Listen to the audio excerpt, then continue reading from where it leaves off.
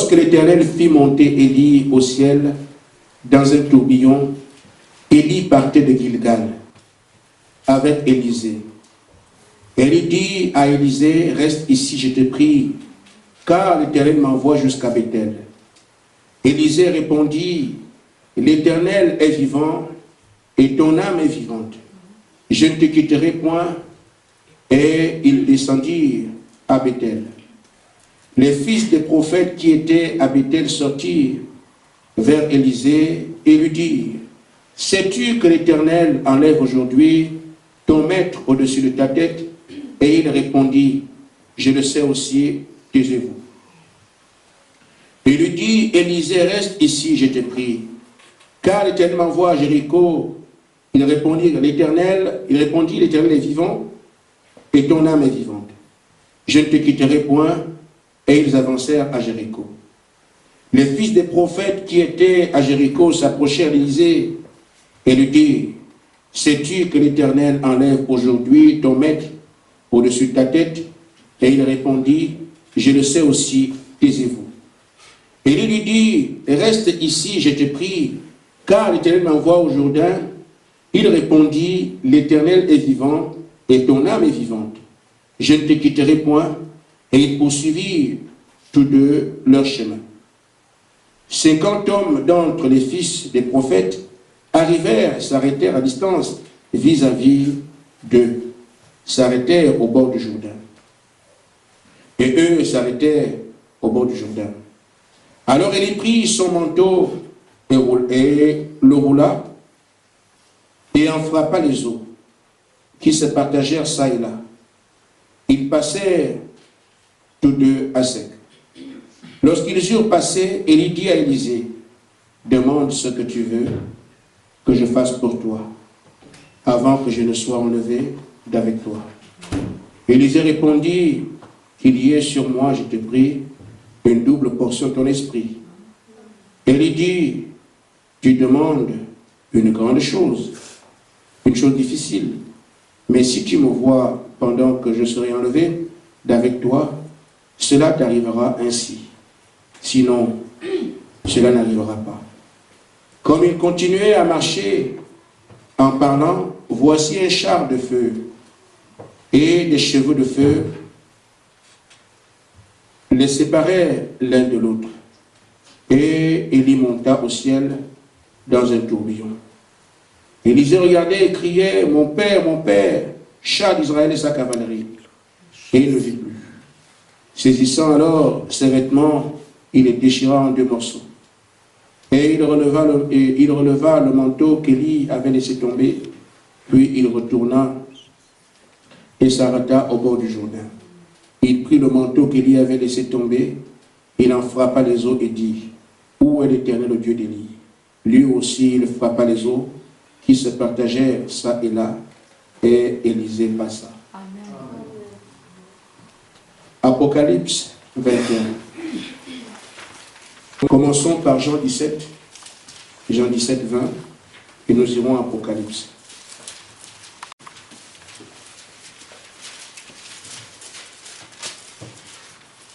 Ce n'est pas pour eux seulement que je prie, mais encore pour ceux qui croiront en moi par leur parole. Et nous prenons Apocalypse 21, versets 1 et 2.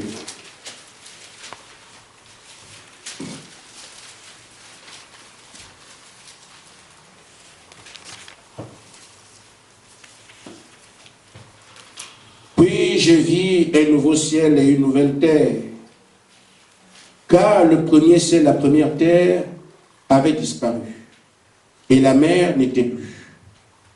Et je vis descendre du ciel, d'auprès de Dieu, la ville sainte, la nouvelle Jérusalem, préparée comme une épouse qui s'est parée pour son époux.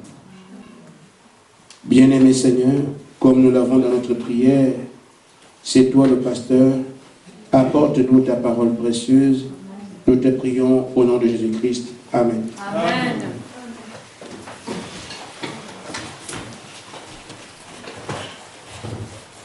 Amen. Amen. Je voudrais aborder un sujet qui est d'une importance capitale pour l'Église. C'est vrai que tous les sujets sont importants, mais il y a aussi ce qu'on peut appeler l'essentiel. Nous l'avons vu, je crois, c'est ici où il y a Barchi plutôt. Mais alors, je voudrais parler de celui qui peut être appelé le vrai croyant. Amen.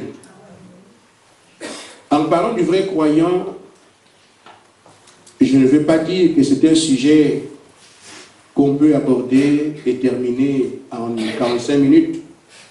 C'est juste quelques idées, quelques approches que je donne à l'Église et qui nous permettront de comprendre, du moins pour le moment, ce que nous pouvons, sur la base de ce qu'on vient de dire, appeler les vrais croyants. Amen. Vous voyez, Jésus prie ici. Dans Jean chapitre 17, il priait pour ceux qui étaient là avec lui. Il voulait qu'ils soient un. Comme lui et le Père sont un. Il voulait qu'ils soient le reflet de la parole qu'il a déposée. Il a prié pour eux parce qu'il devait être porteur de ce message, son message, jusqu'à la fin des temps. Alors, il dit, ils sont dans le monde, mais ils ne sont pas du monde. Lisez cette prière, vous comprendrez qu'on a l'impression que le cœur du Seigneur saigne, parce qu'il a besoin de voir un peuple qui sort et qui garde le témoignage de sa parole. En d'autres termes, la véritable Église. Amen. Alors Jésus a prié pour cette véritable Église pour laquelle il s'est donné.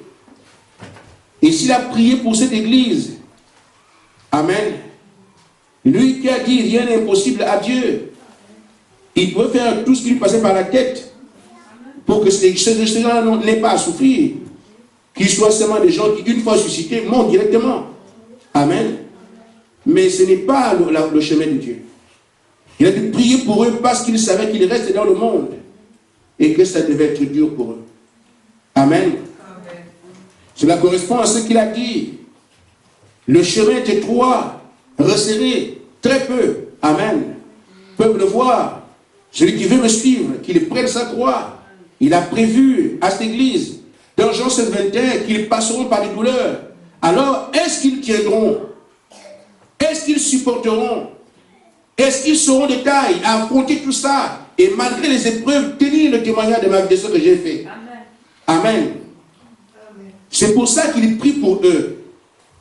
Et une fois alors qu'ils arrivent à tenir leur rôle de croyants, passant par les filets du péché, passant par l'engrenage de la terre qui n'arrive pas à les contenir, dépassant les traditions, les coutumes et tout ce que la science peut montrer, ils sortent un peuple particulier qui a vécu dans le monde mais qui n'était pas la propriété du monde. Mais on peut penser que c'est un discours. Ils sont là, non, ils ne sont pas du monde. Amen. Mais ce que le monde va engloutir, le monde aura ainsi revendiqué sa propriété. Mais ceux-là qui ne sont pas du monde et qui sont du monde, c'est pour eux qu'il a prié. Amen. Amen. Parce qu'il dit, moi, le Père m'a toujours exaucé. Amen. Et ceux qui arrivent à sortir du monde sont le résultat de ce que Jésus a prié là-bas. Il faisait partie de ce groupe-là. Amen. Amen. Je parle du véritable croyant. Parce que c'est cette dimension que nous devons atteindre. Aujourd'hui, on n'a pas d'excuse. Il n'y a même pas d'autre passage. Soit vous croyez véritablement, vous êtes enlevé, soit vous faites dans l'approximation, le feu tombe quand même sur vous. Et le message que Dieu nous a confié, qui est venu par Frère Branham, c'est ce message que nous reprenons ici, là où nous sommes, afin que l'épouse parole sorte. Ça, on peut ne pas le comprendre, mais nous le comprenons. Amen. Remarquez, frère, il y a en fait des étapes. Comme je dis, ils sont dans le monde, mais ils ne sont pas du monde. Ils doivent donc s'affranchir de tout ce que le monde cosmique est. Amen. Avec ses coutumes, traditions et manières de faire. Ce sont ces hommes et ces femmes qui naviguent à contre-courant par rapport aux lois de la terre. Amen. Amen. Amen. Alors, qui sont ici? Le monde. Amen. fois qu'ils sortent du monde, Dieu commence à traiter avec eux. Amen. Un peuple conduit par Dieu, ils deviennent l'Église. Amen.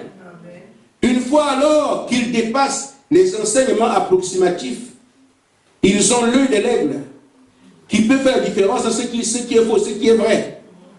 Parce qu'aujourd'hui, chaque dénominationnel qui est ici, une fois qu'on parle de Jésus, lui il est content. Amen. Pourvu qu'on parle de Jésus, c'est bon pour moi. Mais l'épouse, ce n'est pas comme ça.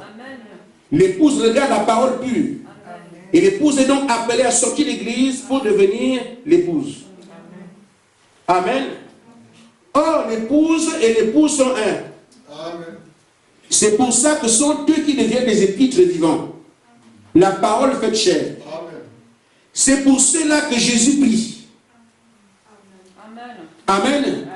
C'est ce qu'était Pierre, ce qu'était Jean, ce qu'était Jacques, ce qu'était Thaddée et Barthélemy. Ils sortent du monde. Seigneur, puissent-ils sortir, ils réussissent. Amen. Après, ils sont conduits par Dieu. C'est qui? Jésus lui-même. Amen. Il est conduit ici, sur son église. Mais il prie encore pour eux. Pourquoi? Pour qu'ils deviennent l'épouse. Pour qu'ils gardent la parole que lui il a prêchée. Et c'est cette parole qui devait arriver dans le monde entier. Amen. Maintenant, je peux aborder le sujet. Frère, je voudrais que l'Église comprenne une fois pour toutes que Dieu ne fait pas dans le bricolage. Amen. Il n'arrange rien. S'il a besoin d'un peuple, ce peuple doit être sa propriété. Amen.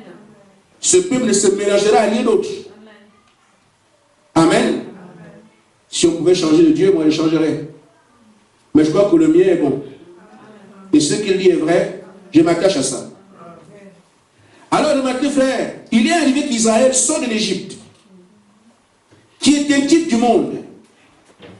Et Israël est conduit par Dieu à travers Moïse. Amen. Mais Dieu avait besoin d'un peuple qui arrive à Canaan. Une fois que ce peuple a commencé à ne pas très suivre ce que Dieu veut, ils sont allés au veau d'or. C'est le même peuple pour lequel il a fait la promesse. Mais quand ils vont au veau d'or, Dieu dit à Moïse, je vais les exterminer. Amen. Donc, il dit, je termine avec eux, je suscite une nouvelle génération. Dieu ne fait pas dans la peu près. On est avec lui, on ne l'est pas. Amen. Puisqu'ils ne comprennent pas, ils ne veulent pas faire ce que moi je dis. Je vais les exterminer et je prends quelque chose de neuf, une nouvelle génération qui ira à Canaan. Parce que la promesse de Canaan est infaillible. C'est un serment. C'est une alliance. Mais l'homme peut faillir. Mais Dieu a le moyen d'accomplir sa parole.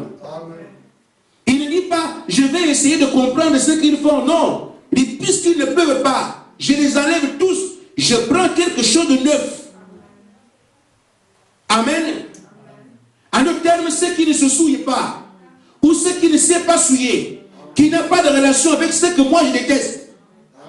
Si eux-là sont souillés, amen, alors je vais les exterminer tous pour commencer quelque chose de nouveau. Pourquoi? Je veux que ma promesse soit tenue. En d'autres termes, ici, Dieu veut de véritables croyants qui se mélangent à rien d'autre. Et quand nous voyons ce qui s'est passé là, on a le souvenir de ce que les parents de Moïse ont connu ces choses. Quand Noé était sur la terre, Dieu a vu que l'homme s'est galvaudé. L'homme, après avoir embrassé la déchéance, ne veut pas se relever. Qu'est-ce qu'il dit? Je vais exterminer l'homme de la terre pour commencer quelque chose de nouveau. Amen. Et c'est pour ça que le déluge est arrivé. Il fallait commencer avec une race de croyants. Noé, seul qui a cru avec sa famille, étaient ceux qui gardaient la parole de Dieu en tant que croyants de cet âge. Mais Dieu n'a pas eu pitié. comme c'est moi qui les ai créés. Frère, n'écoutez pas ces choses. Le diable est sur la terre pour rendre la parole de notre Dieu sans valeur. Mais nous resterons sur ce que Dieu a dit. Amen. Amen. Il dit, il est amour. Il est aussi un feu dévorant. Amen. Il dit alors, si vous ne croyez pas ce que Noé dit, je vais envoyer de l'eau. Et frère madame dit qu'il y avait plus d'hommes sur la terre en ce temps qu'aujourd'hui. Amen. Vous ne croyez pas ça? Vous voyez, l'esprit de l'homme est limité. Comme nous sommes dans la Odyssée, qu'on voit les 7 milliards sur la terre, on pense que ce qui est plus important. Non. Amen. Frère, Dieu ne peut pas envoyer un jugement là où l'avertissement n'a pas été donné. Amen. Parce qu'après l'avertissement vient le jugement. Mais la Bible dit que le déluge a touché toute la terre. C'est que la parole a été donnée sur toute la terre. Amen. Et qu'il y avait du monde partout. Amen. On a l'impression que c'est depuis un certain temps que les gens ont commencé à se multiplier jusqu'aujourd'hui, non? Ce qu'il y a eu en ce temps-là, si le péché a atteint ces degrés, la Bible dit que les hommes se sont multipliés sur la terre. Et donc sachez que frère, il n'y a rien de nouveau sur la terre. Amen. Amen. Alors en ce temps-là, Dieu a dit, c'est vrai, j'ai ma création, mais ma parole d'abord. S'ils ne croient pas ce que je dis, je les extermine. Le langage de Dieu.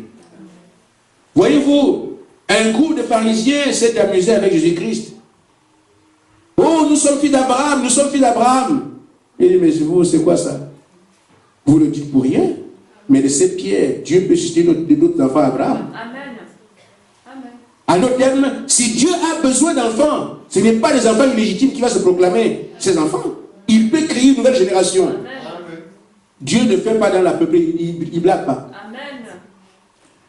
Alors, nous voyons bien, frère, que dans Apocalypse 21,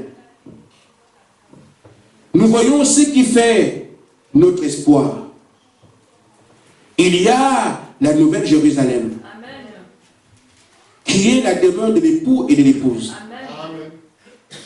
Vous voyez bien, frère, que dans la vision, Jean a regardé, le ciel premier est passé, la terre ancienne a disparu, la mer aussi, tout a disparu. Pourquoi il y a une nouvelle Jérusalem? Il n'y aura pas de mélange. Amen. Amen. Pour que la nouvelle Jérusalem descende du ciel, il faut d'abord que ce qui est ancien disparaisse. Amen. Amen. Ainsi, je ne sais pas si je peux retrouver ça, mais je vais regarder. Je n'y ai pas pensé, mais bon. On dirait que c'est un peu dans mon esprit. Amen. Amen. Alors, que Dieu soit loué, c'est ici. Frère Madame dit, dans les douleurs d'enfantement, paragraphe 86. Je pourrais vous citer ici, Jean dit, je vis un nouveau ciel, une nouvelle terre, car le premier ciel et la première terre avaient disparu. Il n'était plus là. Or, si nous devons avoir une nouvelle terre, l'ancienne terre, l'ancienne terre et la nouvelle terre ne pourront pas exister en même temps. Amen. Ou le nouveau monde et l'ancien monde ne pourront exister en même temps. Il ne peut pas y avoir deux ordres du monde. Amen. En même temps. Maintenant, pour qu'il y ait la nouvelle terre, il faut que l'ancienne meure. Or, s'il faut que l'ancienne meure, elle est donc maintenant dans les douleurs pour donner naissance à une nouvelle terre. Vous savez ce qu'est la mort, non? Mais la mort, ça fait toujours, ça donne des sentiments du moins redoutables, parce que tout le monde redoute la mort. Quelqu'un qui a brûlé et qui est mort passe par des douleurs et meurt. Celui qui s'est noyé, il passe par des étouffements il meurt. Amen. Ainsi, toute mort vient avant des douleurs.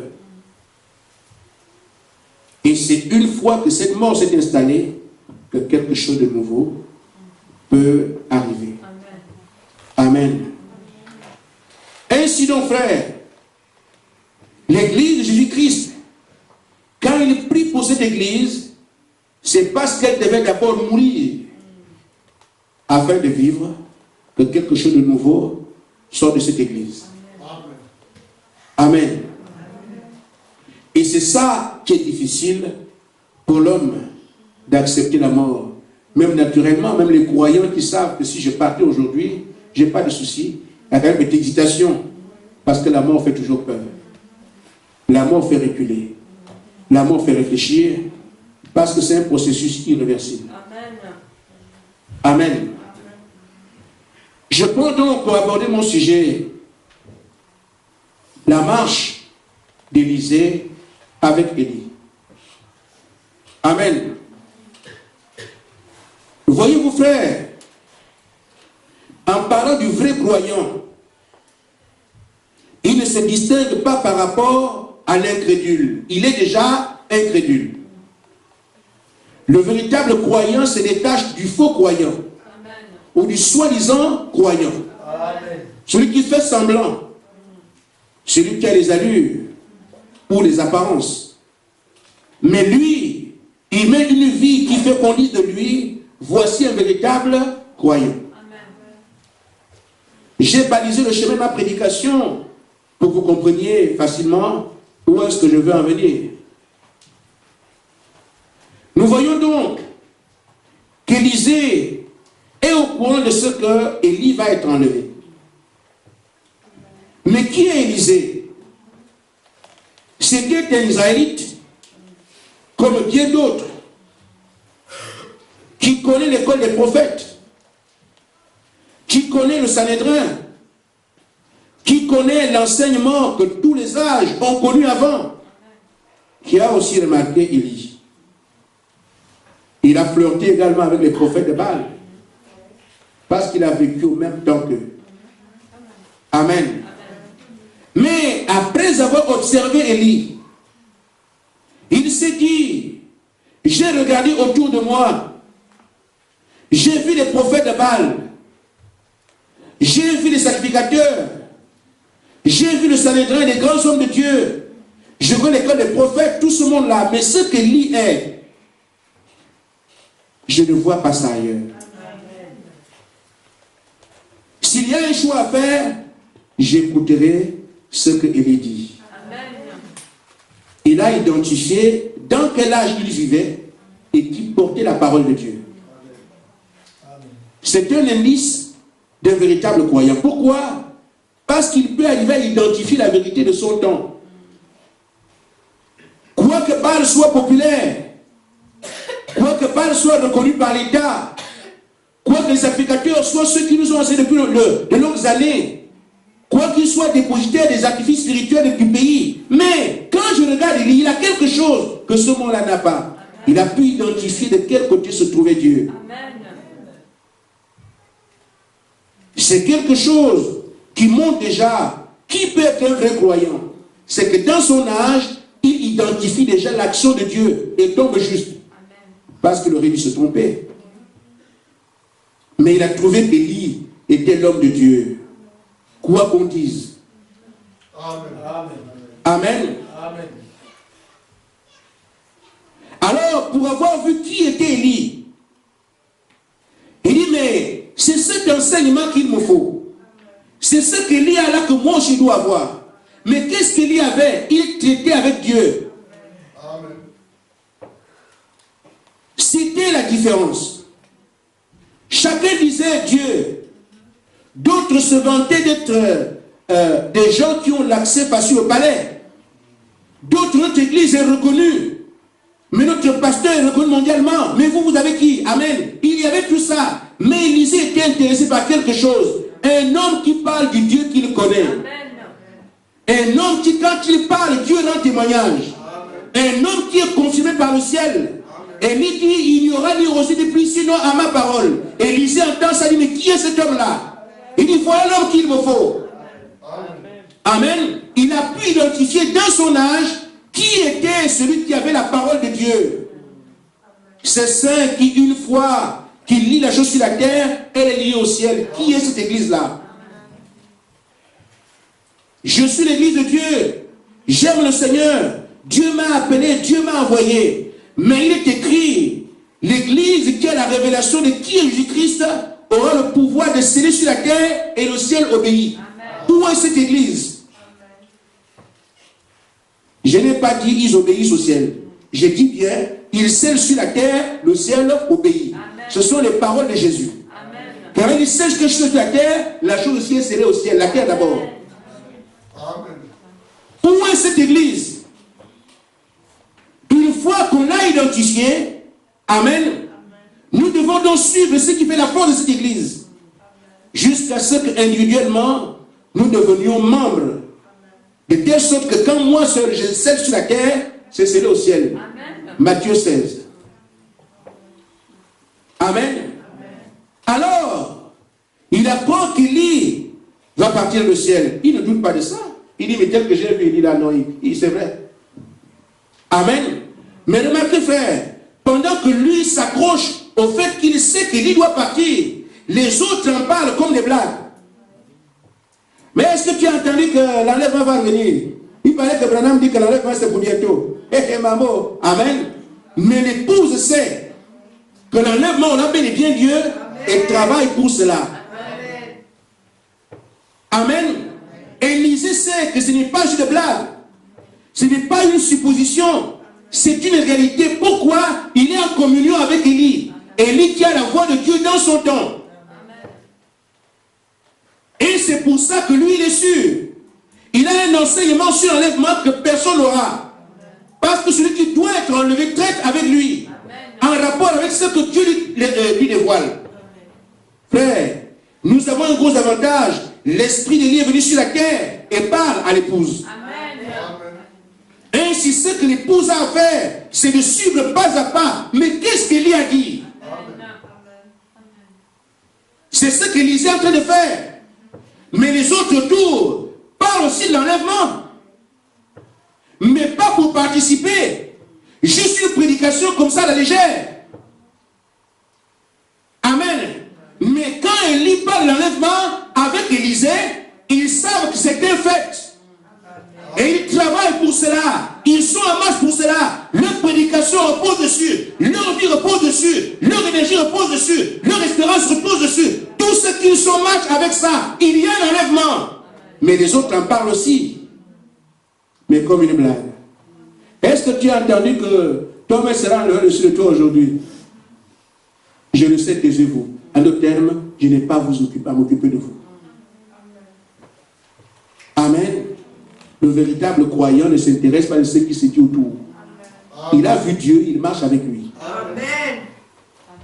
Amen. Amen. Ainsi, quand ils arrivent à Gilgal, les filles des prophètes viennent. Mais Gilgal, c'était un lieu d'adoration. Amen. Amen. Ainsi, Élisée sait que je suis là où je dois adorer Dieu. Amen. Pour certains qui croient, quand ils sont baptisés, amen, on commence l'adoration, c'est fini. Il cherche un poste dans l'église. Il veut devenir quelque chose dans l'église. Amen. Il a trouvé le lieu d'adoration. Commençons alors à adorer. Élie dit à Élisée, mais l'Éternel m'amène à Bethel. Amen. Élisée dit que non, non, non, je ne reste pas ici, je viens aussi. Mais pourquoi? Il suit les traces d'Élie. Il a quelque chose que moi je n'ai pas. Je dois avoir ce qu'il a. Pourquoi Dieu l'appelle à Bethel? Si Dieu l'appelle là-bas, ça doit être bon. Il a fait pour des projets de meilleurs et pas des projets de malheur. Si Élie va là-bas, c'est que là où il va, c'est bien. Amen. Je dois le suivre. Amen. Amen. C'est la maison de Dieu Bethel. Amen. Mais à chaque fois, Élie essaie de le décourager. Non, tu vois, Dieu me dit maintenant d'aller à Jéricho. Toi, reste ici. Amen. Élie, tel que moi je te vois. Là où Dieu t'envoie là, ça doit être un endroit merveilleux. Mais qu'est-ce que Jéricho? Le lieu où se manifeste la puissance de Dieu. Amen. C'est là que les murs sont tombés sans effort humain. Amen. Beaucoup arrivent donc à prier pour les malades qui sont guéris. Ils voient la puissance de Dieu. Amen. Ils disent, mais si Dieu peut faire ça avec nous, ça veut dire que nous sommes sauvés. C'est encore l'use de Satan. Le vrai croyant va voir dans Matthieu 7, 21. Il est écrit, plusieurs viendront à moi et diront, Seigneur, n'avons-nous pas chassé les démons en ton nom? N'avons-nous pas fait beaucoup de miracles en ton nom? Je leur dirai, partez loin de moi, je ne vous ai même pas connu. Amen. En d'autres termes, le surnaturel, les puissances que nous pouvons voir là, frère, c'est bien, mais on ne doit pas s'arrêter là. Amen. Amen. Il dit, Jéricho, c'est bien, mais il dit, je vais te chercher là où tu vas. Et lui dit, reste ici. Parce que là, Dieu m'envoie au Jourdain. Amen. Il dit, ton âme, l'Éternel est vivant, ton âme est vivante, je ne te quitte pas. Même le Jourdain, je vais y arriver. Amen. Si vous remarquez bien, frère, à Gilgal, à Bethel, partout, il y avait toujours les fils des prophètes. En d'autres termes, les théologiens de ce temps-là, qui étudiaient pour prêcher. Amen. Les écoles des prophètes étaient toujours en ligne. Ils viennent ici, eux aussi sont là. Ils viennent ici, eux aussi sont là. À chaque étape, les fils des prophètes étaient là. Et même arrivé au Jourdain, il y a un groupe de prophètes qui étaient aussi là. Frère, c'est là qu'on les voit pour la dernière fois. Quand alors on traverse le Jourdain, là-bas, il n'y a plus quelqu'un du monde. Amen. Après le Jourdain, il n'y a plus qu'Élie et Élisée. Amen.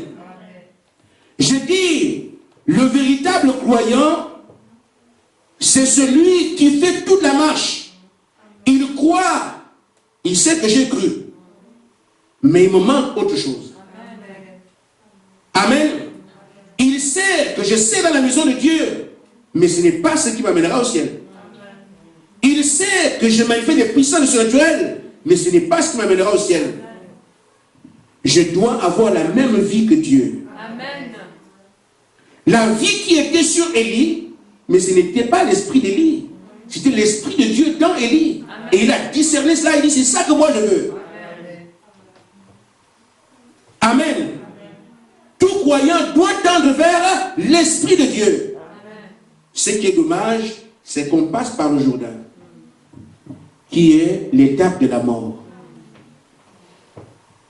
Et c'est là que la différence se fait entre le faux et le vrai croyant.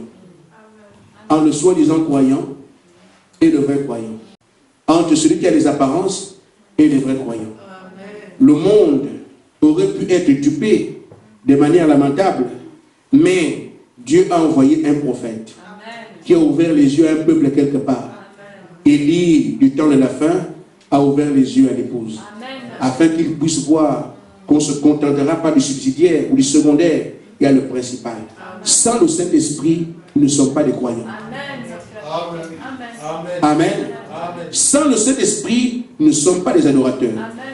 Sans le Saint-Esprit, nous ne sommes pas des serviteurs de Dieu. Le Saint-Esprit ne se reçoit pas du premier côté du Jourdain. Il faut le traverser. Amen. C'est là, c'est pour ça que nous voyons le monde aujourd'hui sans surnaturel, sans Dieu. Même si c'est des artifices, mais la vie manquera. La parole pure manquera. Amen. Frère Branham dit dans Un homme appelé de Dieu, paragraphe 99.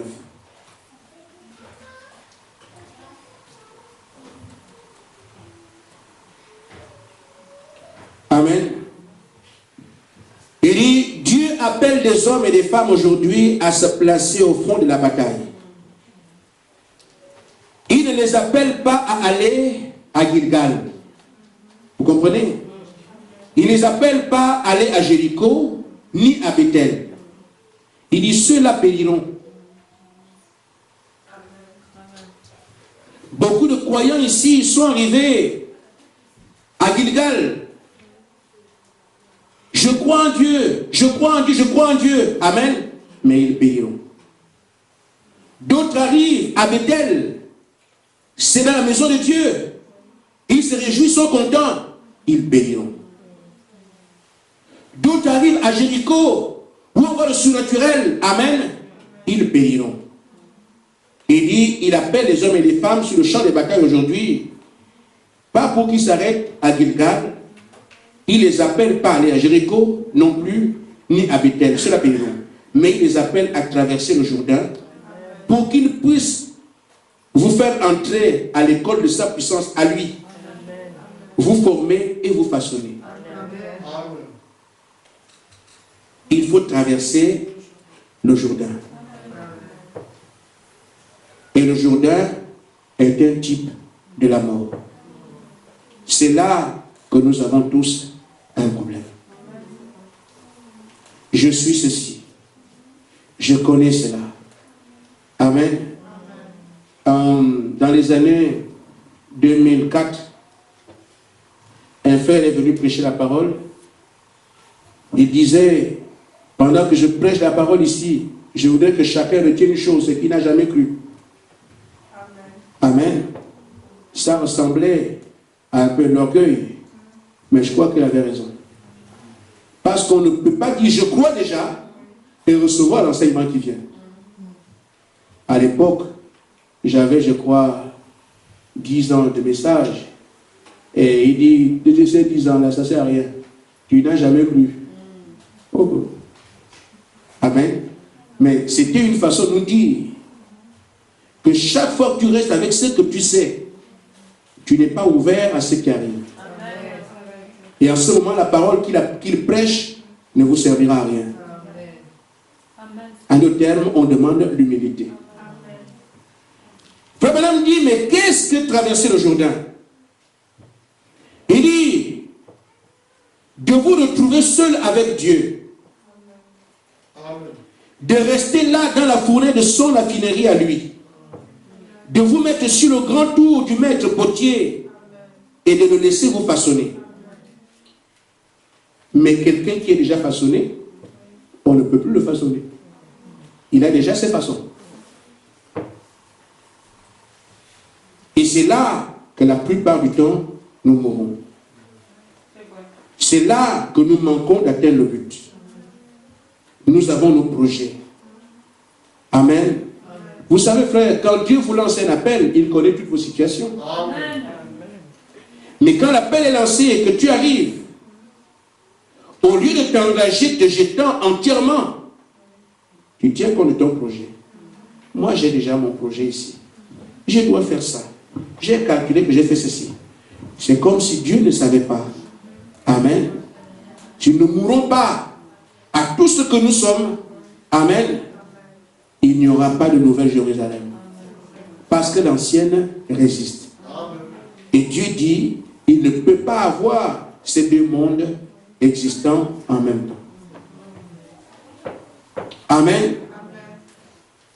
C'est là que nous avons un problème. On prêche la parole, mais certains vivent encore dans l'église avec ce qu'ils ont entendu il y a des années. Or, le système actuel exige que l'ancien système meure, disparaisse, afin que Dieu fasse quelque chose de nouveau. Amen. Amen. Se placer dans son raffinerie à lui. Mais quelle raffinerie? La parole qui est prêchée, je l'accepte telle qu'elle est donnée. Frère, si on pouvait accepter la parole comme ça et avancer avec elle, le Saint-Esprit serait descendu depuis très longtemps. Amen. Amen. Mais nous avons nos manières de faire.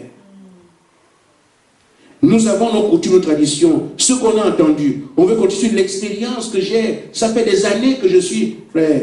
Vous voyez, il y a un langage dans le monde. On s'est rencontrés dans le Seigneur. Ils ne savaient pas le Seigneur, c'est qu'ils sont dedans. Mais les païens. J'ai déjà 40 ans dans le Seigneur. Tu n'as même pas une semaine, même pas un jour. Amen. Mais ils confondent le nombre d'années depuis qu'il a entendu parler de Jésus avec le Saint-Esprit. Les enseignements des païens. Amen. Amen. Être en Christ signifie avoir le Saint-Esprit. Amen. Amen. Et si vous avez le Saint-Esprit, la vie que Christ a amenée, vous l'amènerez. Amen. Les œuvres qu'il a faites, vous les feriez aussi. Amen. Mais c'est le diable qui fait ça. Il fait croire aux gens, depuis que tu es dans le Seigneur c'est où? C'est pas le bâtiment là, c'est pas la religion. Amen. Amen. Et les gens parlent comme ça. C'était un frère en Christ. Les deux ne savent même pas Christ c'est qui. Mais frère en Christ quand même. Mais corrigez votre langage. C'est à nous de le corriger. Un frère en Christ, c'est le frère. Déjà, toi, tu es en Christ et lui aussi il est en Christ. Amen. Tu n'as pas le Saint-Esprit, tu n'es pas sœur en Christ. Amen. Je suis une sœur. Mais je vais pour recevoir le Saint-Esprit. Et quand j'aurai le Saint-Esprit, je suis frère en Christ. Amen. Et l'autre a le Saint-Esprit, nous sommes des frères en Christ. Amen. Mais l'un est dehors, l'autre dedans, vous n'êtes pas des frères. Amen. Amen. Les deux dehors, vous n'êtes pas des frères. Amen. Amen. Deux dedans, oui, frères et sœurs en Christ. Amen. Les choses doivent être correctes. C'est dans le trouble que le diable travaille. Tout le monde est frère en Christ, tout le monde est sœur en Christ, mais ce n'est pas ça. Vous voulez être sœur en Christ, recevez le Saint-Esprit. Amen. Vous voulez être frère en Christ, recevez le Saint-Esprit. Amen. Je suis dans le Seigneur depuis, c'est le jour où tu as reçu le Saint-Esprit. Si tu ne l'as pas, tu n'es pas dans le Seigneur depuis. Amen. Tu as entendu parler de lui. C'est différent. Amen. Amen. Maintenant, ceux-là qui meurent, c'est ceux qui acceptent toute la parole que Dieu donne pendant qu'il les conduit, qu'il me soit fait selon ta parole. Amen. Amen. Frère, ce n'est pas simple. Ce n'est pas simple. Jésus a dû mourir pour que nous ayons la vie.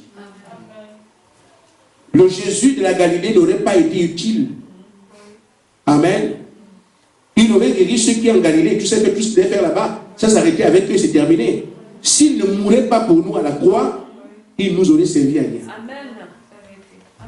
Mais quand cette étape est arrivée, il a vu la mort venir. Oh frère, il n'est pas mort comme vous et moi. Quand Paul est mort, on lui a coupé la tête. Boum. Esaïe a beaucoup souffert. Hein? S'il y a quelqu'un, lui là en bas, toute la douleur là, Esaïe. Là, si. Amen. Jacques, on a coupé la tête. Mais le Seigneur a vu sa mort avant. Il voit comment on l'insulte. Il voit comment on crache sur lui. Il voit la couronne d'épines. Il voit le nombre de coups de chicotte. Il voit comment il va porter la croix. Il voit les clous là, les longs clous là. Les Romains sont puissants, ils sont forts. Hein? Un humain, vous prenez des clous de 15 cm pour. On s'en fout aussi, le Christ, ce n'est pas notre affaire, en tout cas, nous on crucifie. Et il a vu tout ça avant. Il a dit, Père, ça là, c'est lui. Que cette coupe s'éloigne de moi. Amen. Après, il s'est dit, après tout, que ce ne soit pas ma volonté, mais la tienne. Amen. Et il accepta ça. Nous avons des petits trucs qui nous dérangent et nous restons là. Si on te disait de boire la coupe. Compare, mon frère, ce qu'il a fait pour toi à ce qu'il te dit de faire pour lui. Nous ne voulons pas mourir. Compare ce qu'il a fait pour toi à ce qu'il demande de faire aujourd'hui pour ta propre vie. J'aime le Seigneur. Et j'aime trop le foot aussi. Je ne peux pas m'en séparer. Quelle douleur y a-t-il à laisser le foot? D'accord. Il n'y en a pas. Mais nous ne voulons pas mourir. Et nous voulons avoir le Saint-Esprit. Or, rien de nouveau ne se fait avec le vieux. Amen. ceux qui pensent qu'ils peuvent continuer avec leur vie et que malgré tout Saint-Esprit viendra, j'avais souhaité que vous ne m'écoutiez pas ce soir. Parce que Dieu, qu'est-ce qu'il fait? Vous n'écoutez pas, je vous extermine, je prends quelqu'un d'autre à ta place qui suivra. Amen. Amen. Il a créé aussi la terre et tous les hommes sont sur la terre. Mais il dit, comme ils ne veulent pas écouter ma parole, j'envoie le déluge. Et il l'a fait. Je ne sais pas si vous avez une meilleure qualité que celui du temps de Noé. Peut-être que vous en avez. Mais c'est comme ça que Dieu s'y prend. Amen. Amen. Je ne veux plus voir cette histoire de Sodome et Gomorrhe. Il envoie le feu. Et il dit, le système ancien et le nouveau système ne peuvent pas aller ensemble. Amen. Je ne peux pas quitter mes amis, ils sont tellement importants pour moi. Ne t'en fais pas. Tu resteras avec tes amis. Mais ne pense pas que tu auras le Saint-Esprit avec ça. Il faut que l'ancien système meure pour qu'un système nouveau vienne. Amen. Dieu veut faire de toi un croyant et toi tu dis je veux être un mondain. C'est là le problème que nous avons. Pour avoir les vrais croyants, c'est justement à ce niveau que ça se situe. Qui accepte de mourir au chaud du monde, aux traditions, à ce que les amis disent, à ce que les parents disent, à ce que fera mon père? Qui dira ceci? Qui accepte de mourir à cela? Amen. Et nous voulons que le système nouveau vienne. N'oubliez pas que ce que Dieu fait de nous, ce n'est pas remodeler l'ancienne personne. Il fait de nous de nouvelles créatures. Amen. En d'autres termes, il faut d'abord que l'ancienne meure, disparaisse, pourrisse, pour qu'il y ait une nouvelle. C'est sa parole, mes frères. Je voudrais bien changer les choses, mais je ne peux pas. Mais nous pensons qu'on peut trafiquer. Je joue quand même un peu. Je fais quand même un peu. Amen. Frère, tout ce que vous faites, votre cœur vous condamne. Et quand je prêche comme ça, je sais que ça touche. Mais après avoir entendu ça, on peut quand même espérer que Dieu va s'arranger pour quand le Saint-Esprit viendra, que la nouvelle chose vienne à moi, et puis bon, il s'arrangera avec l'ancienne. Non, c'est à nous de rejeter notre ancien mari. Amen. Amen. On ne divorce pas par communiqué de presse. Ce sont des engagements personnels. Frère Branham dit, vous mettez sur le grand tour du maître potier et le laissez vous façonner. Il fait ça comment? La parole qui vient, la parole qui vient, la parole qui vient. Mais la parole vient, n'a pas d'effet. Comment Dieu peut façonner? Il façonne par l'épée de sa parole. Il donne les formes. Donne les formes. Donne les formes. La parole est prêchée, on dit du mal au pasteur. Le pasteur n'a rien à voir avec ça. Si ce que vous trouvez là vous choque ou bien que c'est dur, moi je peux me retirer, mais vous lirez les jours de la brochure. Amen. Un an appelé de Dieu, paragraphe 101. Le pasteur ne sera pas là, allez lire, vous dites ça. Si c'est le pasteur, oui, le pasteur lui peut se retirer, mais vous restez avec la brochure. On verra de qui il s'agit.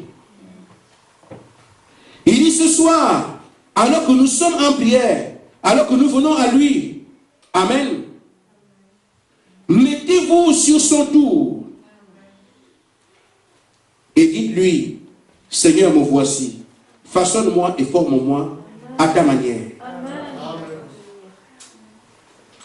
C'est ce que Dieu exige.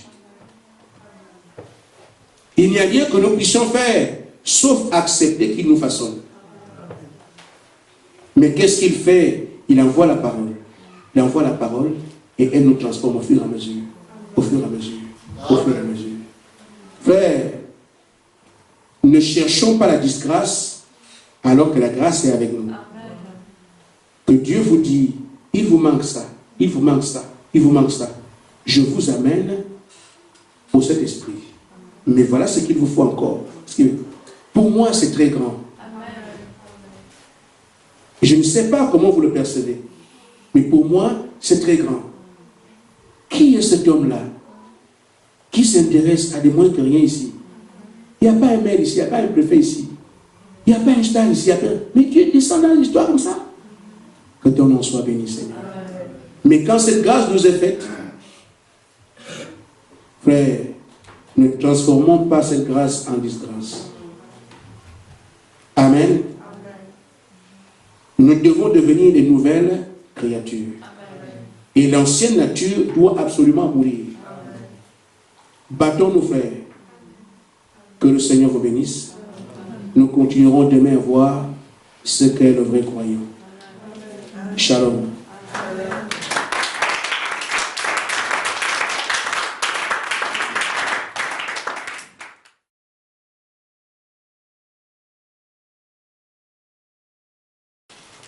Deux Rois 2, verset 1. On est à la page? Ok.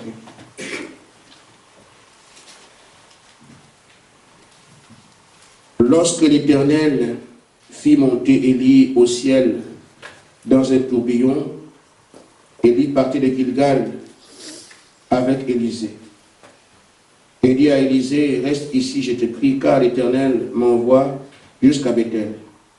Élisée répondit, l'Éternel est vivant, ton âme est vivante, je ne te quitterai point.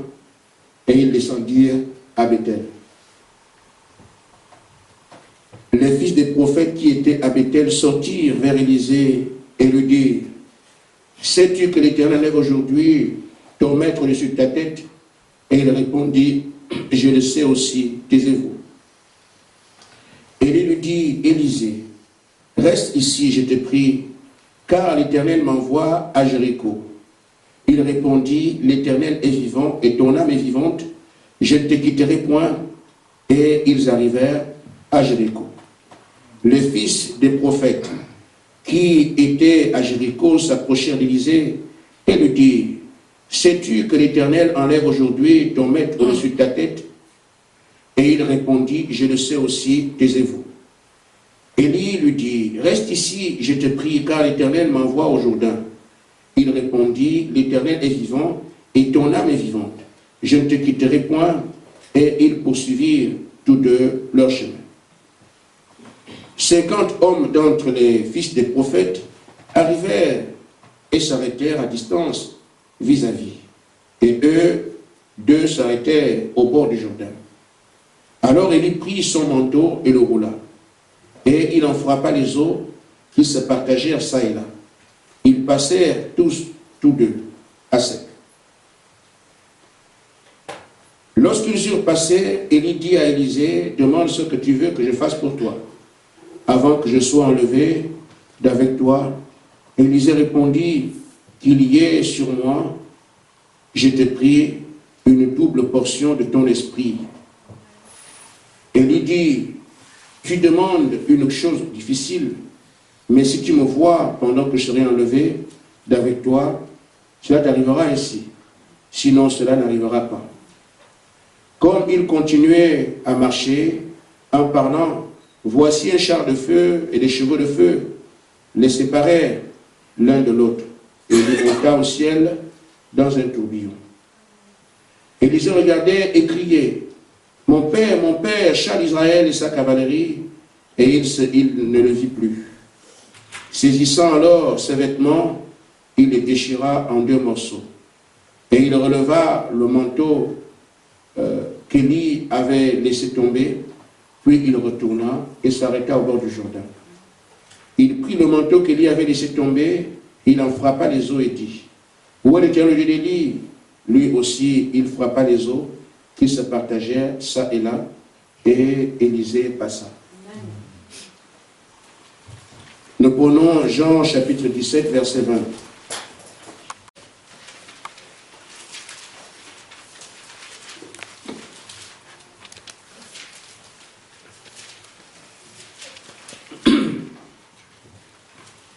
Amen. Ce n'est pas pour eux seuls que je prie, mais encore pour ceux qui croiront en moi par leur parole. Dieu bénisse sa parole.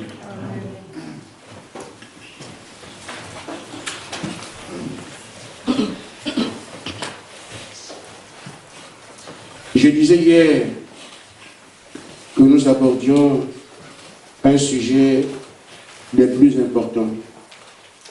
Quoique toutes les pages de la Bible soient riches et soient sujet de bénédiction pour nous, et que tout ce que Dieu nous donne, c'est pour notre bien. Amen. Amen. Alors, je parle aujourd'hui dans l'espoir de devoir terminer là-dessus sur le vrai croyant. Amen.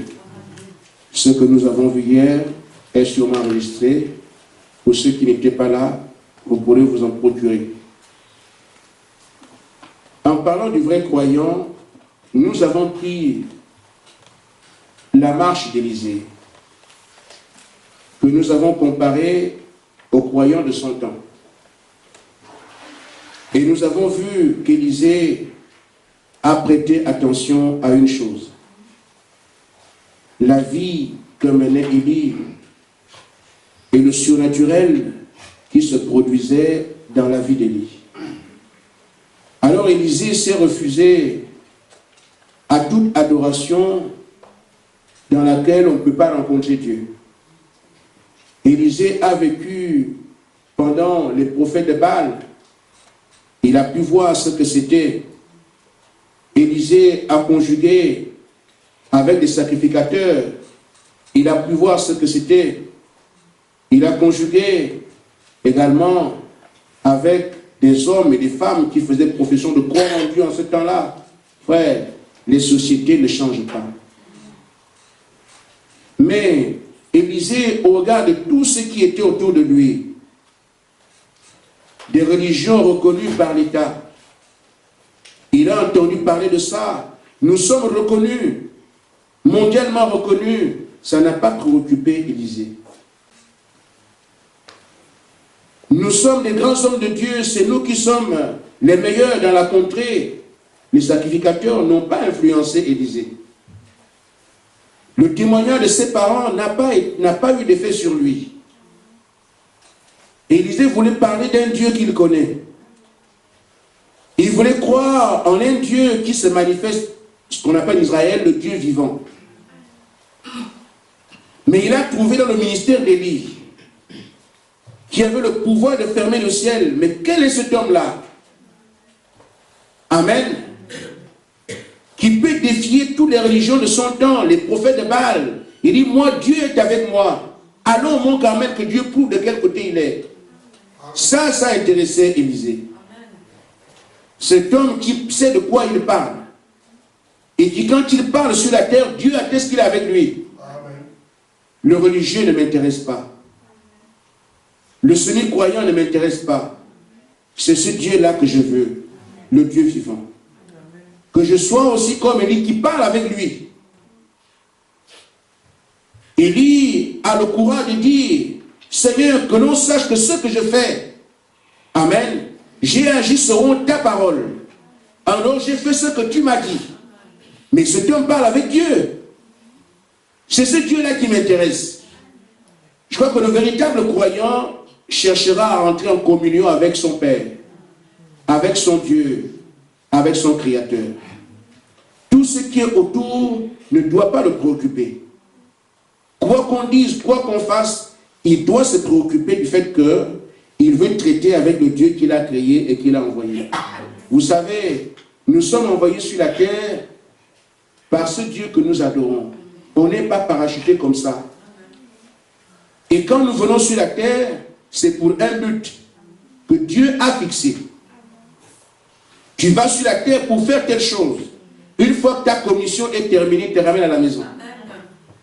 Amen. Amen. Nous sommes comme des serviteurs de notre État, notre royaume. Amen. Vous voyez des soldats qui sont envoyés en mission, comme pour la France, les États-Unis, en Afghanistan, aller faire quelque chose. Quand ils vont faire ce travail-là, une fois qu'ils sont terminés, aller retour à la maison. C'est pour ça que nous sommes ici. Le monde essaie de vous envoûter pensant que c'est ici qu'on vit. Nous sommes ici les pèlerins comme on a chanté. Amen. Ici pour faire une mission. Une fois que celle-ci est terminée, allez rentrer à la maison. Amen. Il a su votre aller et votre retour. Amen. Amen. Alors, nous devons donc, pour chacun de nous, arriver à voir, mais Dieu m'a envoyé sur la terre, pourquoi? Mais vous ne le saurez pas par une religion. Vous ne le saurez parce que votre père est pasteur. Vous ne le saurez pas parce que vous croyez au fait qu'il y a des grands hommes dans la vie, vous lisez les journaux, c'est pas ce que ça veut dire. Vous devez être en relation avec celui qui vous a envoyé. Qu'il vous dise, je t'ai envoyé sur terre pour telle chose. Et maintenant, quand tu fais cela, tu sais qu'après, je peux rentrer, j'ai accompli ma mission. Amen. C'est le rôle du véritable croyant. Mais regardez, frère. Il se peut que ce soit un peu long, mais j'ai vraiment envie de terminer. Alors, Élisée part de Gilgal. Un bon endroit où Dieu se ferait adorer par Israël. Mais Élisée dit, c'est bien d'adorer. Mais ce n'est pas ce que je cherche. Je veux la vie qui est avec Élie. Et beaucoup chantent le Seigneur, ils adorent, ils oublient le Saint-Esprit. Et parfois, l'un des enseignements qui n'ont ni tête ni queue, ils croient cela, ils ne veulent pas aller plus loin. Il va à Bethel qui est la maison de Dieu. C'est vrai, ce n'est pas à l'extérieur, mais dans la maison de Dieu, peut le servir. Mais je crois qu'il est bon de servir Dieu dans sa maison, avoir un poste. Mais je ne peux pas travailler pour le Seigneur s'il n'est pas son esprit. Amen. Je dois poursuivre le chemin. Il arrive à Bethel, à Jéricho, il y a des puissances. Il dit encore non. Il y a le surnaturel, mais il y a des gens qui pourraient aller en enfer, ou qui pourront brûler dans la tribulation, et pourtant ils ont manifesté les puissances de Dieu. Je veux la vie qui ne s'éteint pas. Amen. Mais il fallait passer par le Jourdain. Amen. La mort. Quelqu'un qui est mort ne vit plus. Amen. Amen. Il fallait qu'il meure en tout ce qu'il a entendu, afin que cette vie vienne en lui. Vous voyez donc qu'au fur et à mesure qu'Élisée avance, il y a aussi les croyants de son âge qui apparaissent toujours, qui parlent la même chose. On lit la même Bible. Amen.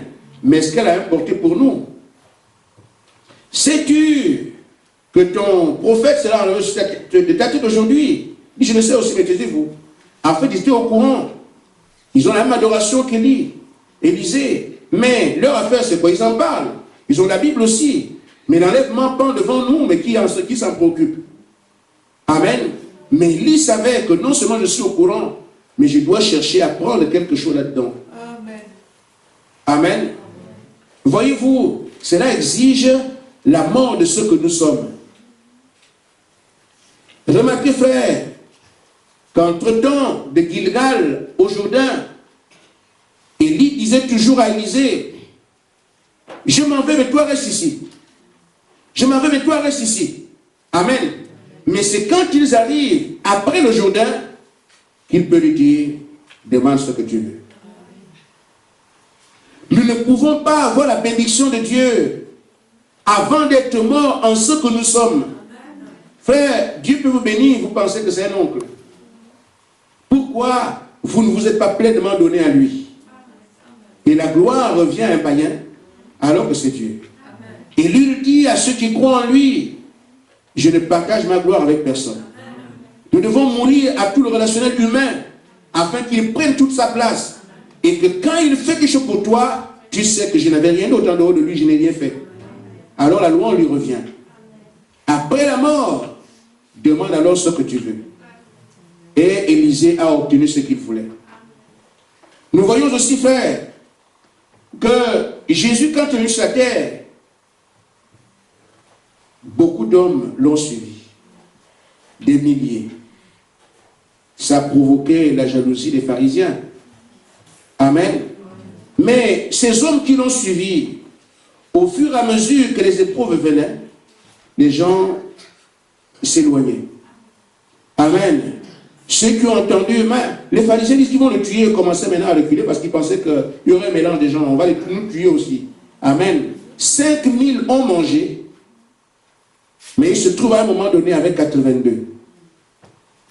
Au fur et à mesure que le ministère prend l'ampleur, au fur et à mesure que la divinité se manifeste, au fur et à mesure qu'il va vers le but même pour lequel il est venu, les gens s'éloignent. Amen. Donc, tant qu'on va vers la vie, frère, les gens diminuent. Amen. Regarde la pyramide des âges. Au temps de Paul, la base est large. Mais au fur et à mesure qu'on monte, le nombre diminue. Amen.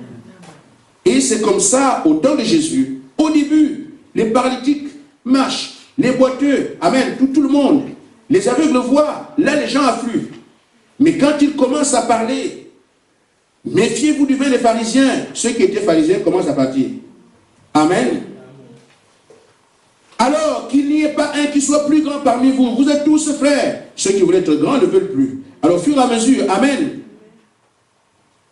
Au fur et à mesure qu'il enseigne, jusqu'à ce qu'un jour, l'enseignement de la vie vint. Si vous ne mangez pas ma chair, vous ne buvez pas mon sang, vous n'aurez pas la vie. Frère, alors le chemin de la vie est toujours étroit. Amen. Étroite est la porte, resserrez le chemin qui mène à la vie. Amen. Là maintenant, c'est un petit groupe qui peut entrer. Amen. Donc quand il arrive là, mangez ma chair, buvez mon sang, au chemin de la vie, là il y a un grand nombre, même ceux qui étaient encore ici jusqu'à là, sont partis. Amen. Mais, Frère Branham dit que Jésus n'a pas expliqué ce que c'était. Mangez ma chair, buvez mon sang. Ceux qui partaient avaient raison de partir. Parce que clairement et de manière évidente, ils avaient affaire, selon l'homme, à un cannibale. De manger l'homme, de boire son sang, mais il veut faire de lui des vampires. Et ça, il n'a pas caché. Les mots étaient clairs. Buvez mon sang, mangez ma chair. Alors ceux qui se sont mis à réfléchir, à penser, à imaginer tout ce qu'on a de lui. Amen. Mais nous avons entendu dire que c'est par la faute du diable qu'il fait ça. Là, nous avons la preuve. Amen.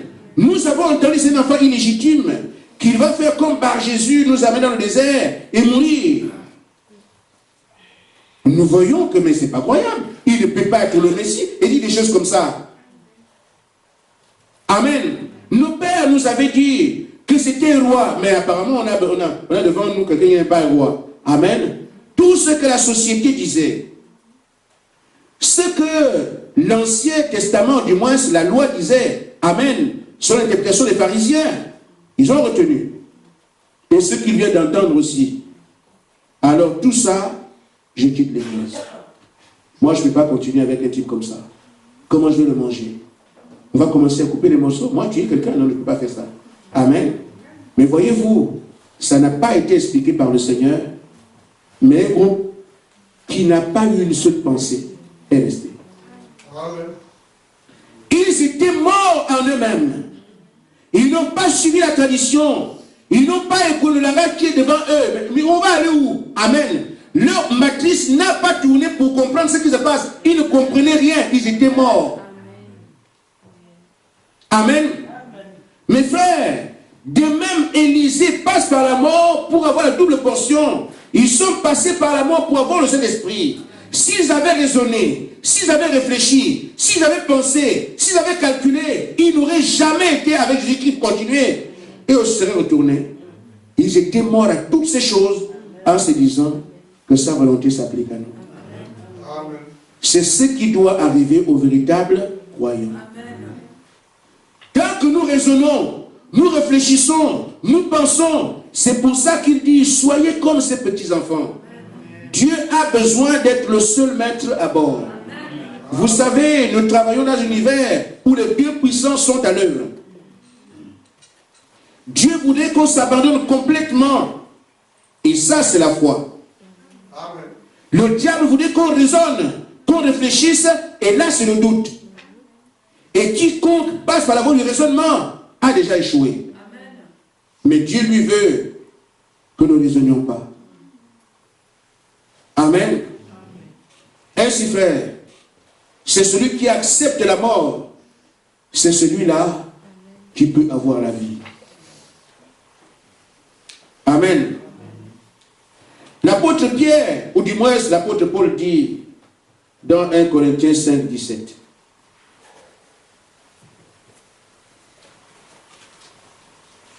Ou du moins 2 Corinthiens au chapitre 5, verset 17.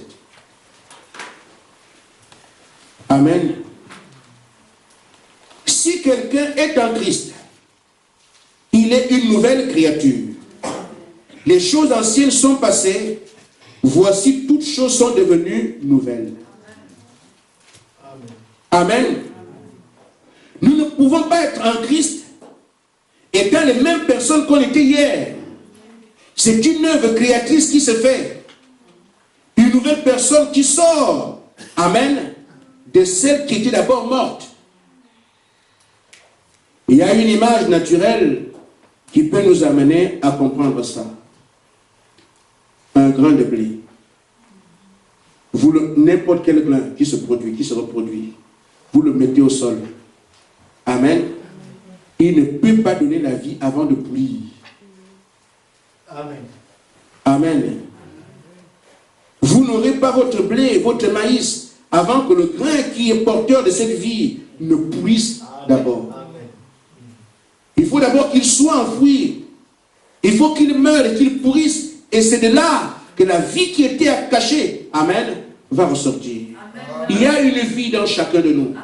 Amen. Mais cette vie ne peut pas sortir si l'ancienne là que nous avons n'est pas morte et ne pourrisse pas. Amen. Amen. D'où l'exigence de la mort. Frère Branham dit dans le livre d'enfantement, paragraphe 57. Amen. Amen. Il dit, remarquez, la naissance d'une semence ancienne, la semence ancienne doit mourir avant que la nouvelle ne paraisse. Ainsi, la mort, c'est toujours quelque chose de difficile. C'est douloureux. Vous ne pourrez pas avoir un nouveau Gaspard si le premier n'est pas mort. Les deux règnes ne sont pas concomitants, ils ne vivent pas ensemble. Vous voulez avoir un nouveau Gaspard, l'ancien doit d'abord mourir. Amen. Mais Frère Branham dit que c'est là la clé. C'est dur, c'est difficile. C'est pour ça qu'on a peu de croyants. Parce que très peu acceptent la mort. Pourquoi? Le diable nous a fait croire que ce que nous avons ici dans la vie. Oh, c'est justement ça la mort. La vie était avant le péché. Quand Adam et Ève étaient en communion avec Dieu, en relation étroite avec Dieu, Dieu leur parlait face à face. Amen. C'était ça la vie. Mais une fois que le péché est rentré, le salaire du péché fut la mort, et nous baignons dans la mort avant que Christ ne vienne. Amen. Et ce que Dieu dit aujourd'hui, nous devons mourir à cette vie de mort pour avoir la nouvelle vie. Et repartir en relation avec Dieu, traiter avec lui. C'est ce qu'Élisée cherchait. Je veux traiter avec ce Dieu. Je veux communier avec lui. Mais ce n'est pas une question d'adoration. Ce n'est pas une question de puissance. C'est plus une question de mort qu'autre chose. Et une fois qu'il est mort dans le Jourdain, il revient, il a ce qu'il voulait. La portion d'esprit qu'Élie avait. La vie de Dieu dans Élie est devenue sa part. Il a fait que les disciples meurent comme ça, frère. Amen. Ils ont fait le chemin avec lui. Mais quand il a fallu que le raisonnement soit actif, ils sont morts à toute réflexion. Ils sont allés au Saint-Esprit. Ils sont devenus ses témoins. Mais c'est la voie pourvue par Dieu.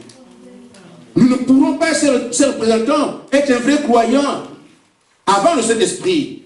Mais l'enseignement mondial aujourd'hui fait que les gens vont au Saint-Esprit, chercher le Saint-Esprit, prier, mais ils ne meurent jamais. Le secret, c'est d'abord mourir. Amen. Amen. Mais un homme qui vit comme le monde veut avoir le Saint-Esprit. Une femme qui vit comme un païen veut avoir le Saint-Esprit. On vient d'adultère, on veut avoir le Saint-Esprit. On vit dans le monde, on va le Saint-Esprit. Dans l'écriture de choses, on va le Saint-Esprit. Vous ne pourrez pas avoir le Saint-Esprit conjuguant avec ces choses-là. Vous mourrez d'abord en ces choses. Après, de cette pourriture sortira une vie qui est cachée en vous. Nous avons la semence de Dieu. Dieu nous a connus avant la fondation du monde. Cette semence est en nous. Elle est dans la mort parce que notre vie n'est que mort. Mais la semence doit sortir.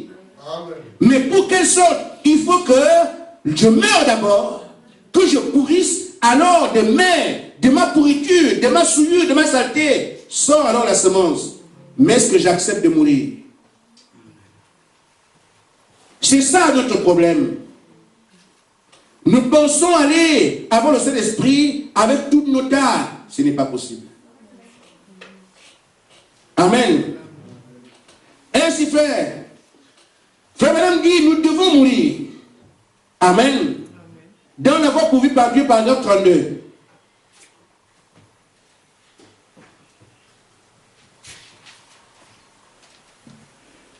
Vous devez mourir. Vous devez mourir avant de pouvoir renaître.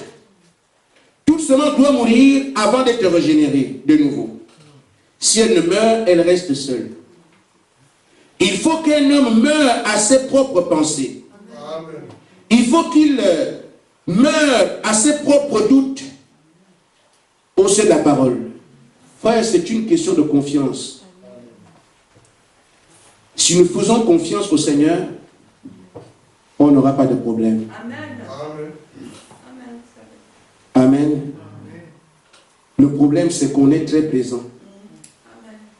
Dans mon projet, amen, si Dieu me dit que ce projet n'est pas en ordre avec la parole, je le laisse. Et je vais vers le Seigneur. Seigneur, moi j'ai dit que je vais faire ça. Mais comme tu as dit, je laisse ça. Maintenant, prouve-moi que tu es Dieu. Je vous dis, frère, quand nous parlons du Seigneur, nous devons arriver à passer par là. Des hommes et des femmes qui prennent Dieu au mot. Amen. Prendre Dieu au mot. Tu as dit, moi je me jette entre tes mains, je veux voir si tu es Dieu ou pas. Amen. Amen. Si vous ne faites pas ça, il n'y a aucun moyen pour vous de voir Dieu. Amen. Amen. Vous connaissez par exemple que dans votre contrée, il y a des hommes malveillants, des sorciers qui sont dans le monde mystique. La nouvelle te parvient que, toi, j'ai vu les choses que j'ai vues. Et ce n'est pas de la blague. C'est dommage parce que je ne peux pas étaler une vie familiale sur l'autel public. Mais des choses comme ça, je les ai vécues. Et ceux qui ont rapporté les nouvelles du danger que je courais sont morts. Donc c'était clair qu'on m'attendait. J'ai dit, j'irai, s'il y a un Dieu qui s'occupera de ça. Amen. Je suis encore là. Amen. Amen. Dans tout ce que vous avez comme initiative, Dieu l'a dit, je reste là. Fouillez les Écritures, vous trouvez que c'est ceux qui l'ont fait qui ont encore des noms marqués aujourd'hui dans le bon sens. Amen. Dieu l'a dit, moi je vais. Mais nous avons le petit calcul. Il faut que je fasse ceci. Et tu es présent sur ton projet. Ne t'étonne pas que tu échoues. Tu es déjà l'échec. Quand c'est toi qui es là, c'est pour échouer. Amen. Et qu'est-ce qui fait qu'on résiste sur nos projets? Parce qu'on réfléchit. Mais si je ne fais ci, je fais ça. Ah, mais ça peut arriver. Mais si, je dis, un jour, une femme était présentée devant Frère Branham. Et Frère Branham, elle était malade. Et Frère Branham a dit qu'il va prier pour elle. Vous savez, ce qui nous amène les maladies, toutes les choses que nous avons, c'est le péché. Amen. Amen. Alors, Frère Branham lui a dit, on peut prier pour vous, mais il y a ça, que vous devez réparer. Mais, quoi? Tu as fait le commerce? Tu as distribué ton mari? Oui, Frère Branham, c'est vrai. Va confesser ça à ton mari. Mais si je vais lui dire, ça va me quitter. Voyez-vous le raisonnement. Mais cette femme est entre la guérison et la mort. Mais le problème, c'est de voir son mari. Et aller se repentir. C'est pas simple. Amen. Amen. Le diable dira, mais si tu le fais, amen, la voie du raisonnement. Si tu le fais, le mari te quittera et c'est clair. N'importe quelle femme raisonnerait ainsi. Mais le croyant dira, mais ce péché paraît devant Dieu. Je préfère aller au ciel et perdre un mari. Amen. Qui le fera? Mais nous voulons aller au Saint-Esprit. Amen. Et frère madame lui a dit, pendant que toi tu crains que ton mari te quitte, mais Dieu lui t'a quitté depuis que tu l'as fait. Amen. Amen. Et la dame s'est dit non. Mais si c'était l'un d'entre nous, ici là, il y a des situations comme ça, chacun de nous a une situation comme ça, il doit prendre une décision. Ne pensez pas qu'il y a quelqu'un qui a été gâté. Que pour lui ça a été simple, jamais. Dieu n'est pas injuste. Chacun a sa croix à porter. À un moment donné, prenez vos décisions. Vous ne savez pas par où nous aussi nous est passé. Heureusement pour cette femme, le mari aussi était un bricoleur. Lui aussi il a fait commerce. Frère, il va lui dire, mais je ne peux pas lui dire, non, bon, ne fais pas. Lui aussi est dedans. Il va lui parler de ça, avec cette femme-là et tout ça. Il va lui dire. Vous voyez, un couple de croyants, amen, qui allait parler en langue dans l'église, qui chantait, qui dansait, qui élevait le Seigneur, amen. Élisée a dit que ce n'est pas ça. Adorer là, je sais bien, mais ce n'est pas ce qu'il me faut. Je vais aller plus loin. Amen. Mais ce couple qui croyait au Seigneur, voilà ce qui sort. Amen. Parce que l'humain est attaché. Mais il fallait ce défi. La femme allait dire à son mari, chérie, vraiment, j'ai vendu des goyaves avec un monsieur là-bas. Ça t'a rapporté un peu? Oui, mais bon, je ne veux plus vendre. Ah bon? Toi, tu as pu me faire? Nos goyaves, toi, tu vas vendre ça. En tout cas, tu vas voir. Mais chérie, tu ne te souviens pas de celle-là? C'est qui? Toi aussi, tu as vendu des avocats? Comment tu sais ça? Ah, mais tu es avec Frère Branham, il m'a dit que toi, elle s'appelle tant, elle habite tel endroit. Et tu l'as vendu. Maintenant, tu veux me tuer alors que toi aussi, tu fais le commerce. Amen. Bon, chérie, normalement, en fait, je ne voulais pas te faire du mal. J'étais seulement en train de voir un peu si mon corps n'est pas encore comme avant. Parce qu'il a reconnu sa faute. Les deux se sont agenouillés. Ils ont demandé pardon. La femme est repartie, on a prié pour elle. Guérison totale. Amen. C'est pour dire, frère, nous devons nous jeter à l'eau. N'ayez pas pitié de Satan. Amen. Ne soyez pas au service de Satan. C'est lui qui vous empêche d'accepter la mort. Par le raisonnement. Dieu a dit, je le fais. Quel que soit ce que ça me coûte. Que je perde mon père, ma mère, mon enfant, mon mari. Mais si j'hérite Dieu, amen, j'ai le tout en tout pour moi. Que le reste soit sable mouvant. Abraham a dit, tout ce qui n'est pas la parole ne compte pas sur devant lui. Amen. Oh, Fils de Dieu, nous voulons des vrais croyants, mais c'est par cette voie que nous passerons. Si la dénomination ne va pas jusqu'au Saint-Esprit, faute de mourir. Les hommes et les femmes sont dedans bien conscients, ils sont très bien, ils veulent le Seigneur, mais accepter la mort. Quand quelqu'un vient avec ses pantalons, dites de lui, ah non, moi, amen, il ne veut pas mourir. Quelqu'un vient avec ses clignotants et les cerceaux et les barbecues, vous lui parlez de ça, il ne veut pas accepter. Pourquoi il ne veut pas mourir? Il veut avoir Dieu avec le monde. Amen. Et ça, c'est impossible. Mais ceux que Dieu appelle, il les appelle au Jourdain. Amen. Amen. Et c'est là que sort le véritable croyant. Élisée qui est parti, les autres pensaient, voyez-vous, il ne s'adressait pas à Élie, hein? Il s'adressait à Élisée. Ils sont au niveau. Amen. Élie est là, Élisée est là. Tu n'entends pas que ton maître a enlevé les trucs sur toi. Il parle avec Élisée. Parce qu'ils sont au même niveau. Amen. Il parle, dis bien Élie. Mais quand Élie sort du Jourdain, il a traversé le Jourdain, il reçoit l'esprit, il monte d'un cran. Il a le même niveau qu'Élie. Et voyez-vous, à son retour, il n'y a plus un seul fils de prophète qui lui parle. Amen. Il est devenu un homme différent. Amen. Quand nous sommes ici entre les tribunaux dénominationnels, amen, nous avons le même niveau. Et nous sommes ensemble sans le Saint-Esprit. Mais une fois que tu reviens, tu as le Saint-Esprit, assurément, cet homme-là était le Fils de Dieu. Amen. Le monde doit le savoir, que vous avez le Saint-Esprit, que Dieu vous a sauvé. Ce n'est pas par les discours humains, ce n'est parce que ce qu'on veut dire, par les apparences, mais le Dieu surnaturel travaille à travers ceux qui ont son esprit. Amen.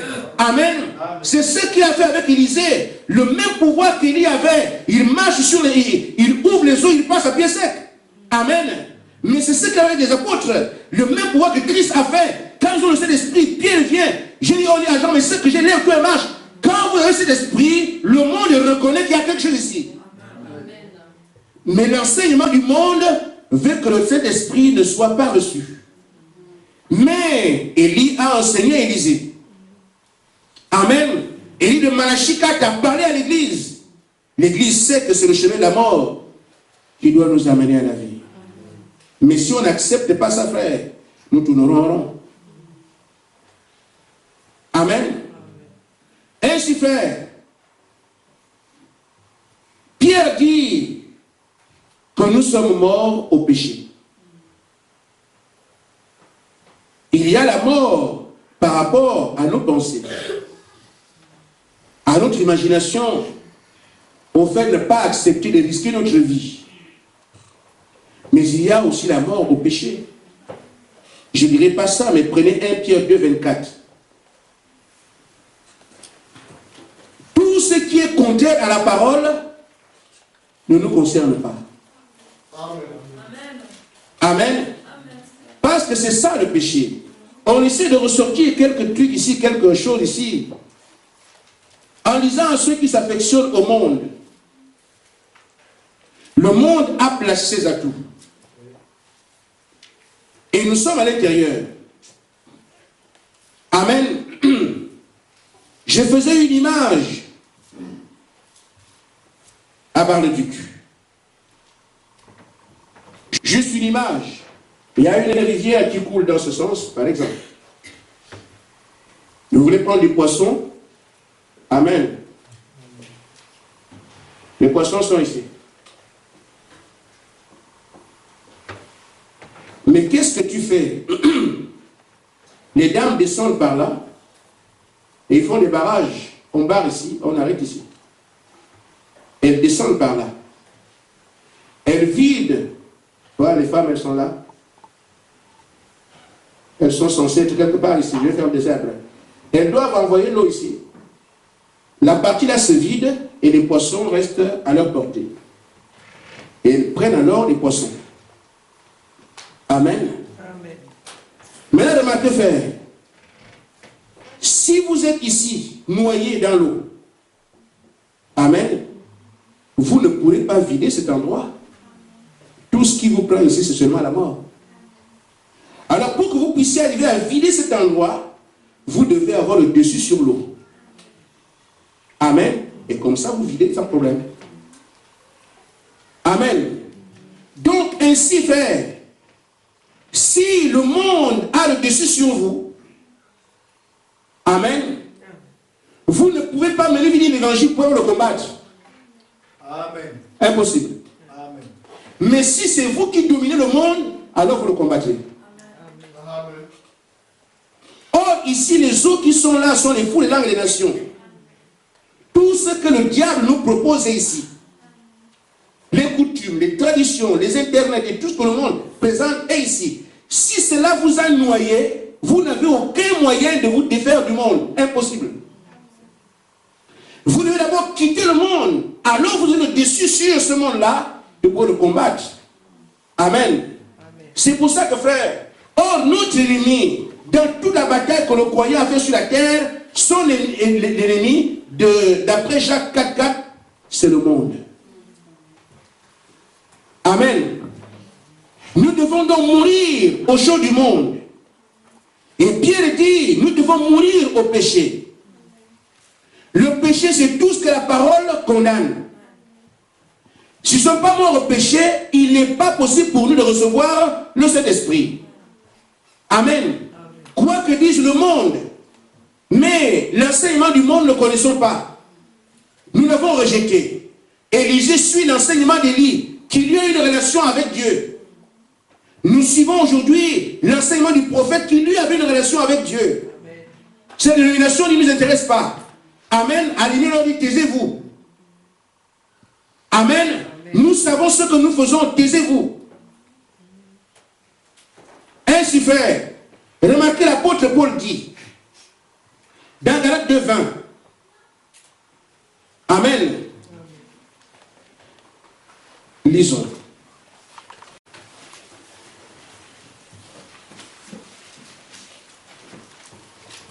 J'ai été crucifié avec Christ. Et si je vis, ce n'est plus moi qui vis, mais c'est maintenant. Amen. C'était Christ qui vit en moi. Amen. Si je vis maintenant dans la chair, je vis dans la foi au Fils de Dieu, qui m'a aimé et qui s'est livré lui-même pour moi. Alors ce que Paul dit ici est clair. Ce n'est plus moi qui vis. C'est Christ qui vit en moi. En d'autres termes, s'il ne vit plus, c'est parce qu'il est mort. Et c'est là que Christ a pris la place dans la vie de Pierre, de Paul. Frère, nous ne pouvons pas passer outre ce chemin qui est tracé devant nous. La mort d'abord. Amen. Voici les pionniers. J'ai pas les apôtres qui étaient avec le Seigneur. Comment ils ont dû mourir à ce qu'ils pensaient au son de leur temps pour arriver au Saint-Esprit. Mais nous voyons un ici qui n'était pas avec eux ce jour-là, mais qui aussi était un apôtre du Seigneur Jésus-Christ. Mais lui, il dit, ce n'est plus moi qui vis. À le terme, je vivais avant. Mais là, je ne vis plus. C'est que je suis mort. Amen. Maintenant, qui a pris place, c'est Christ. Vous ne pouvez pas avoir et vous et Christ en même temps dans un même corps. Le véritable croyant ne s'affectionne plus aux choses de la terre qui intéressent sa chair. Il s'affectionne aux choses célestes. Amen. Oh frère. C'est pour ça qu'on chez les croyants, on ne les voit pas. Parce que le monde les tient captifs. Leur demander de mourir, c'est trop dur. Et frère, c'est ce qui a fait le cours de l'histoire dans la foi. Amen. Les Juifs ont refusé Jésus-Christ parce qu'ils ne voulaient pas mourir dans la loi. Ils voulaient garder la loi. Mais Jésus vient dire, je suis le chemin, la vérité et la vie. Ils n'ont rien vu. Pourquoi? Moïse a dit, la loi. Mourir à ça, oublier ça, poursuivre le chemin de Jésus-Christ, frère, c'était ça leur mort. Ils n'ont pas pu. Vous voyez dans l'histoire, les catholiques ont tué 28 millions de luthériens, des protestants. Pourquoi? Ils ne voulaient pas mourir le catholicisme. Luther apporte la parole, mais voici la parole dit. Le pain, ce n'est pas le pain caché. On ne peut pas adorer les saints. Marie n'est pas adorée. Amen. Pendant que Luther apporte la parole, mais que les catholiques ne voulaient pas mourir entendre ça. Ils voulaient demeurer catholiques. Pourquoi? Or, quand le Saint-Esprit est venu par Luther, Dieu ramenait son église à la vie. Il a envoyé le Saint-Esprit. Mais ceux qui n'ont pas voulu mourir au catholicisme sont restés morts pendant que d'autres ont reçu le Saint-Esprit. Il a toujours exigé la mort. Quand la colonne de feu va visiter John Wesley, qui était protestant, il leur dit, la sanctification sans laquelle personne ne verra Dieu. Il y a ceux qui ont refusé de mourir au protestantisme, ils sont restés protestants et c'est là que la mort les a embrassés. Ils ne voulaient pas mourir à leur enseignement. Et ceux qui ont accepté de mourir, de dire, mais ce que Wesley dit, mais c'est la vérité. Mais c'est vrai. Ah non, l'enseignement protestant, moi je veux plus ça, je veux suivre ça. Amen. Ceux-là ont reçu le Saint-Esprit, les autres sont morts. C'est la loi de la mort et de la vie qui vont toujours ensemble. Ainsi, frère, celui qui acceptera de mourir, dit, je meurs à ce que je suis, je meurs à ce que je pense, je meurs à ce que j'aurais dû être, je meurs avec programme, cela ne peut pas manquer de son Saint-Esprit. Parce que votre ancienne vie et la nouvelle vie ne se mélangeront jamais. Amen. Amen. Comment y arriver? Comment faire pour arriver à cette mort? Amen. Dieu ne nous appelle pas comme ça. Si on accepte sa voie, donne la solution. Il ne peut pas dire le jour à venir sans solution. Il ne va pas dire Sodome va brûler sans solution. On va vous poser une colle comme ça, chercher à vivre alors qu'il n'y a pas de solution. D'abord notre propre engagement. Seigneur, moi j'accepte de mourir. Amen. Sauf que je ne sais pas comment le faire. Amen. Amen. Amen. Amen. Dans la voie pourvue par Dieu, paragraphe 51.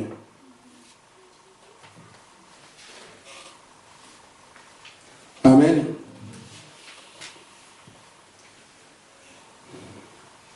Frère Branham dit, ce que Dieu demande à ses enfants qui croient, il ne demande pas des discours intellectuels, non pas une grande théologie. Comme nous venons avec moi-même, je connais, moi-même je sais. Frère, les débats sur la Bible, c'est ça. Amen. Ça ne sert à rien, je ne changerai pas quelqu'un avec ça. Amen. Ce que Dieu veut pour ses enfants qui croient, ce ne sont pas des discours intellectuels, non pas de grandes théologies pour enseigner. Il veut que vous criez pour obtenir tout ce dont vous avez besoin. Amen. Amen. Tout ce dont vous avez besoin, Dieu, ce qu'il veut, c'est que vous criez à lui. Amen. Comment mourir? Ça demande seulement un engagement personnel. Seigneur, je ne veux plus être ce que je suis. Tu prends ta décision et Dieu fait le reste. Amen. Tant que la décision n'est pas prise, amen, faites d'abord un pas. Vous faites un premier pas. Je n'arrive pas à laisser l'alcool, mais je dois mourir à l'alcool. Ça ruine ma vie. À partir d'aujourd'hui, plus d'alcool. Maintenant, je vais vers le Seigneur. Amen. Amen. Seigneur, tu as dit, venez à moi, vous dites qui êtes fatigué, chargé, je vous donne du repos.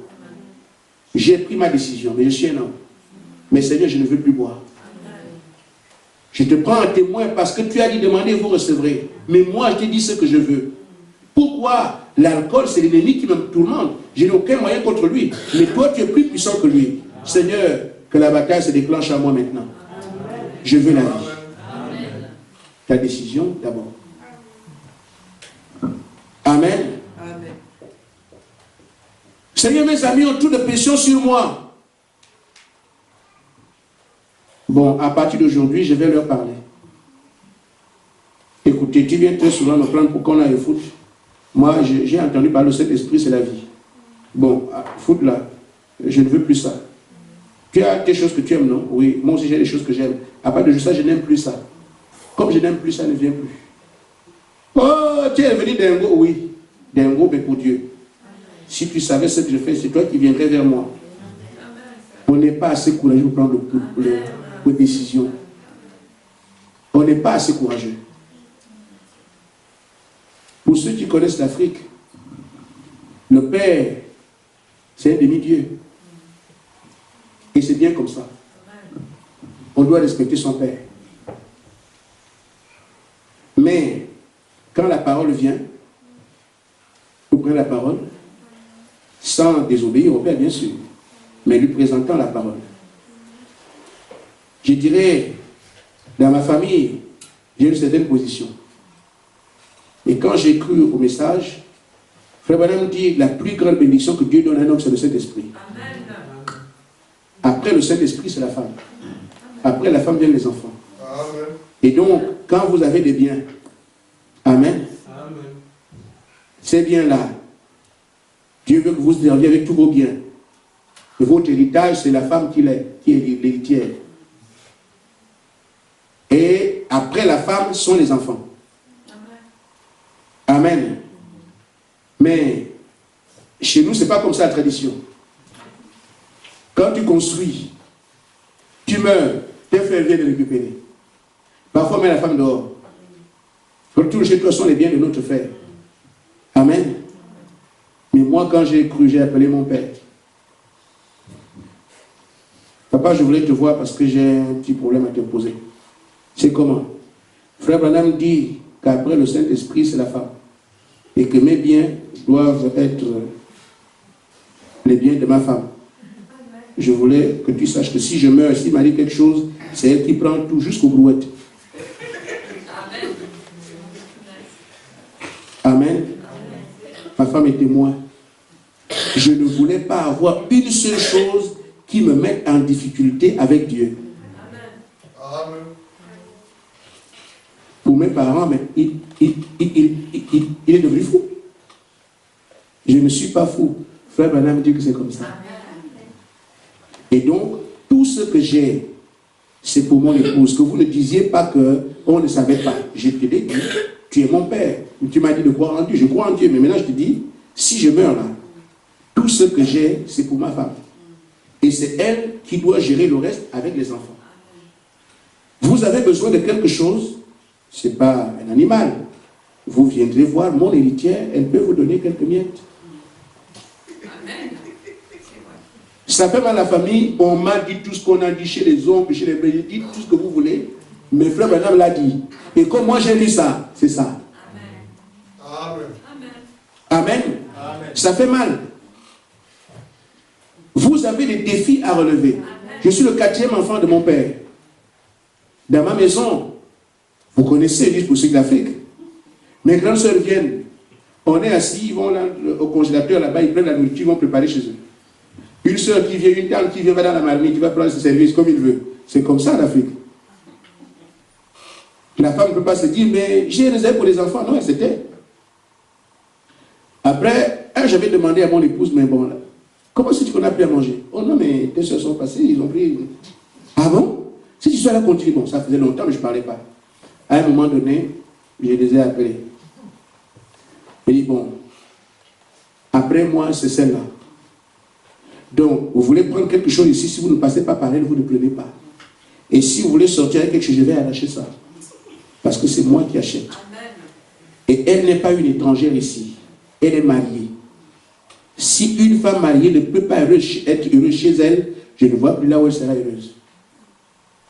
Et si vous voulez me demander de l'argent, passez par elle. Elle viendra me voir, on décide de vous donner 1 euro. Vous ne passez pas par elle, je ne vous donne rien. Parce que ce que Dieu me donne, ce n'est pas pour moi, c'est pour elle et moi.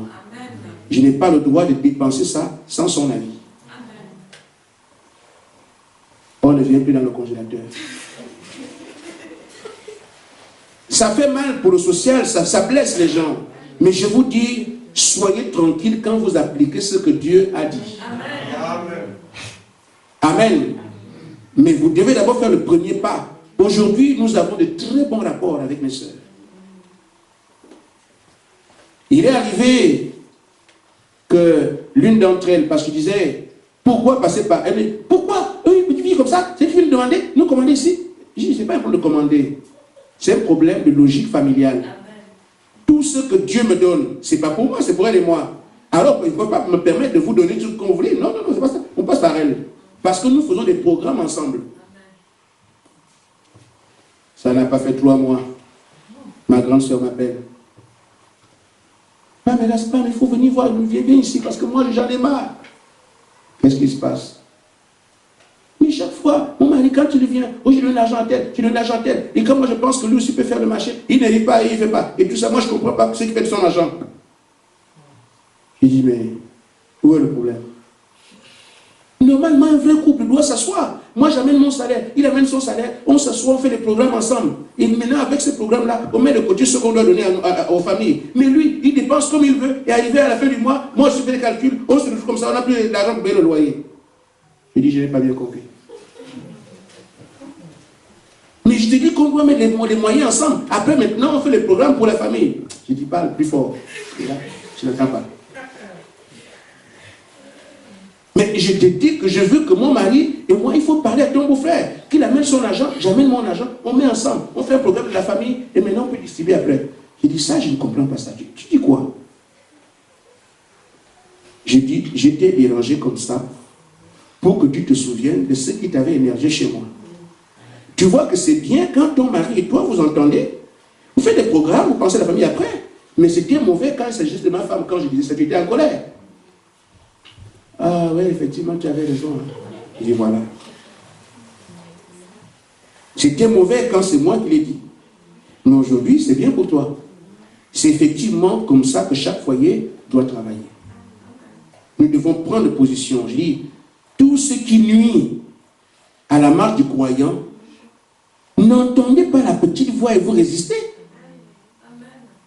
Prenez d'abord position pour Dieu. Il fait le reste.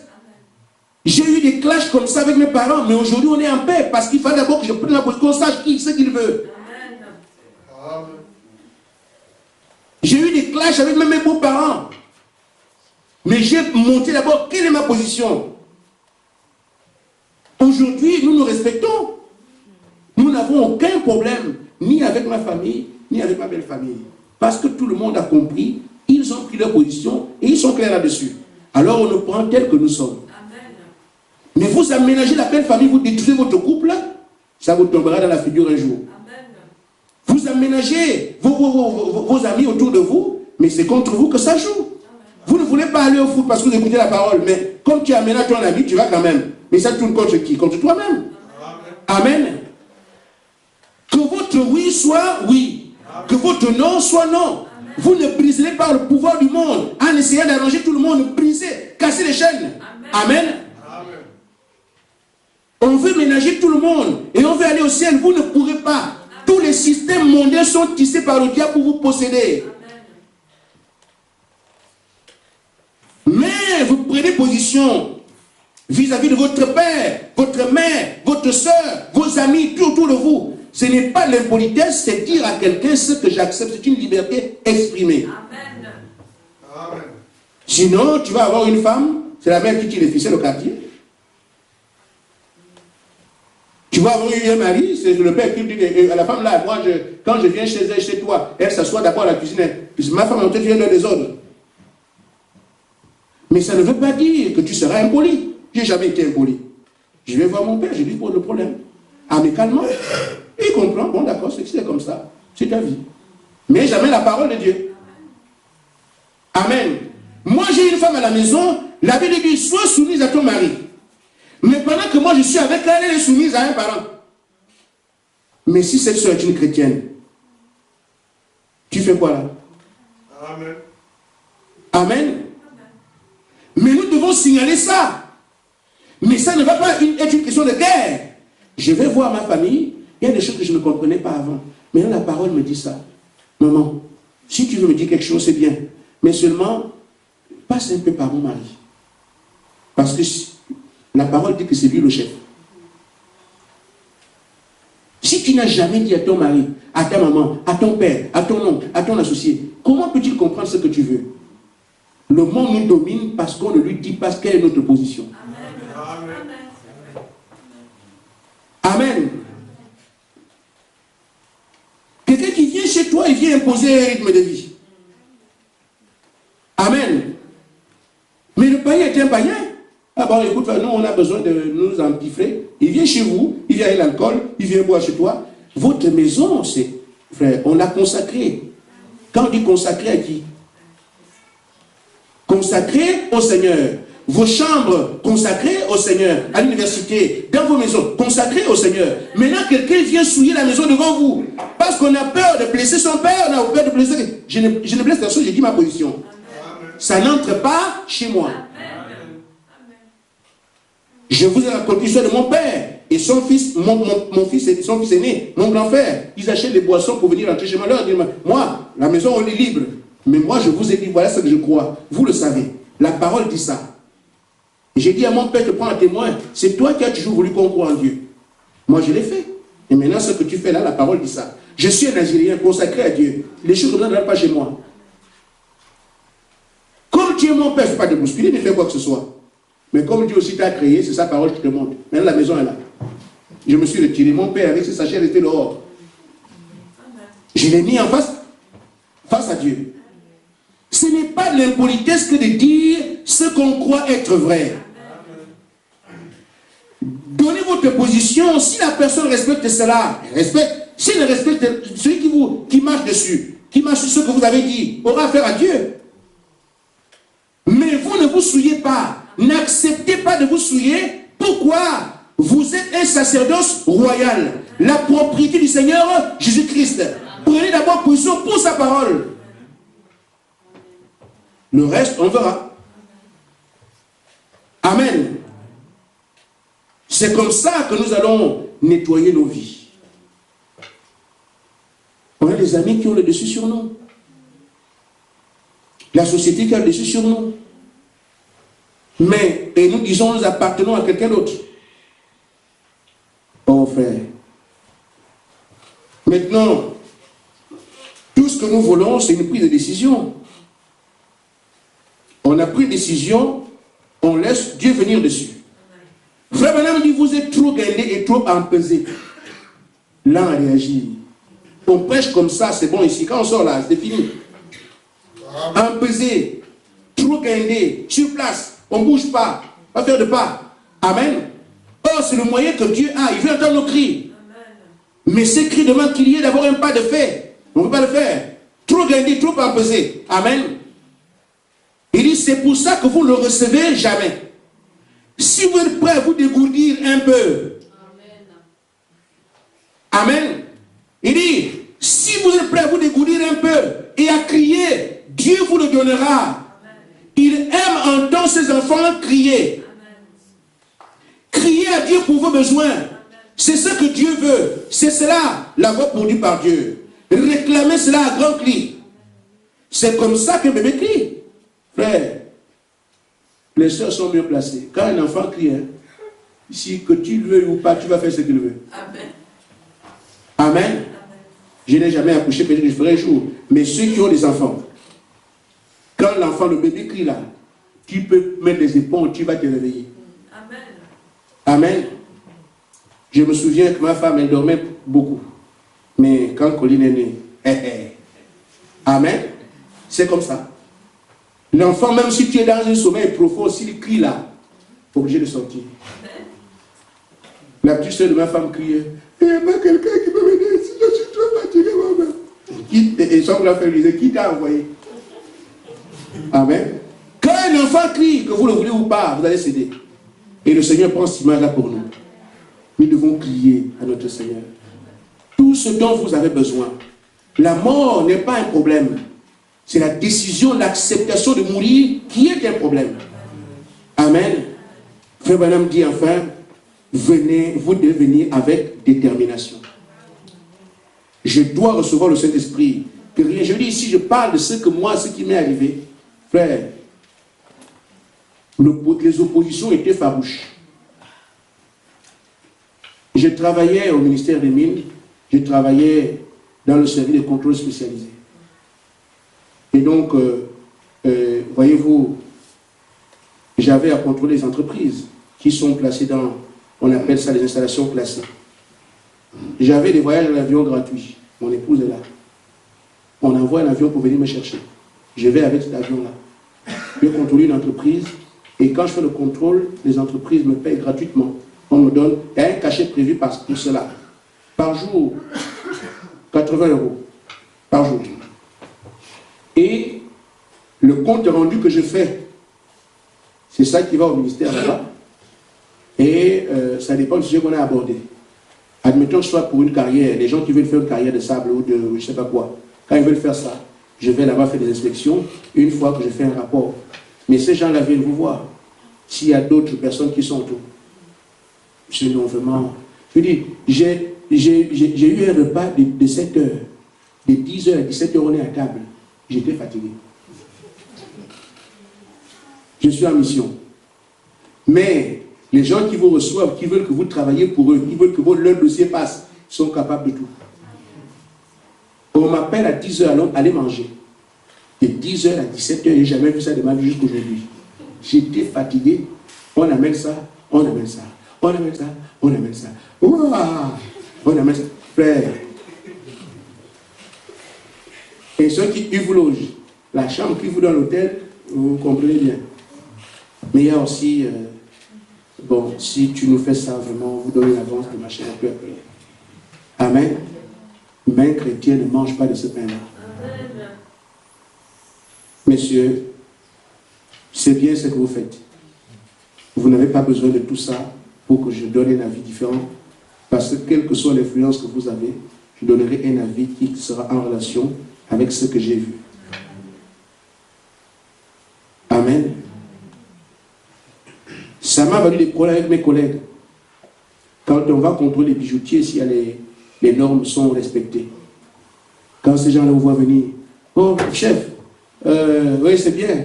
Bon maintenant, bon, prends ça, c'est seulement pour un coca. Que un coca 200 €. Ça, ce coca-là, je n'ai jamais vu ça. Amen. Regarde d'abord ça là-bas. Qu'est-ce qu'il faisait maintenant? Ah, lui, il ne faut plus qu'on l'amène. Quand nous on part, il faut qu'il reste. Amen. Ils ont compris que celui-là ne fait pas dans les choses que nous faisons. Et ça me faisait plaisir. Que les bijoutiers eux-mêmes disent, ne nous amenez pas celui-là, qui est trop chrétien là. Il ne faut pas nous amener ça. Frère, et pourtant ils sont musulmans en plein carré, ils font des histoires. Mais on dit, le chrétien ne doit pas venir. Et même mes collègues aussi, quand ils veulent aller, ils savent que ça fait des sous. Il faut le laisser contribuer avec son histoire de Dieu là. Amen. Moi, ça me faisait plaisir. Je n'avais pas d'argent en main. Je n'avais pas les moyens d'aller faire ce que je veux, à faire la fête comme eux ils faisaient avec cet argent. Mais j'avais une joie immense. Seigneur, j'ai fait ta volonté. J'ai trouvé ma joie au ciel et trouvé la joie dans l'argent. Frère, prenez position pour le Seigneur, quoi qu'il vous en coûte. Amen. Shalom.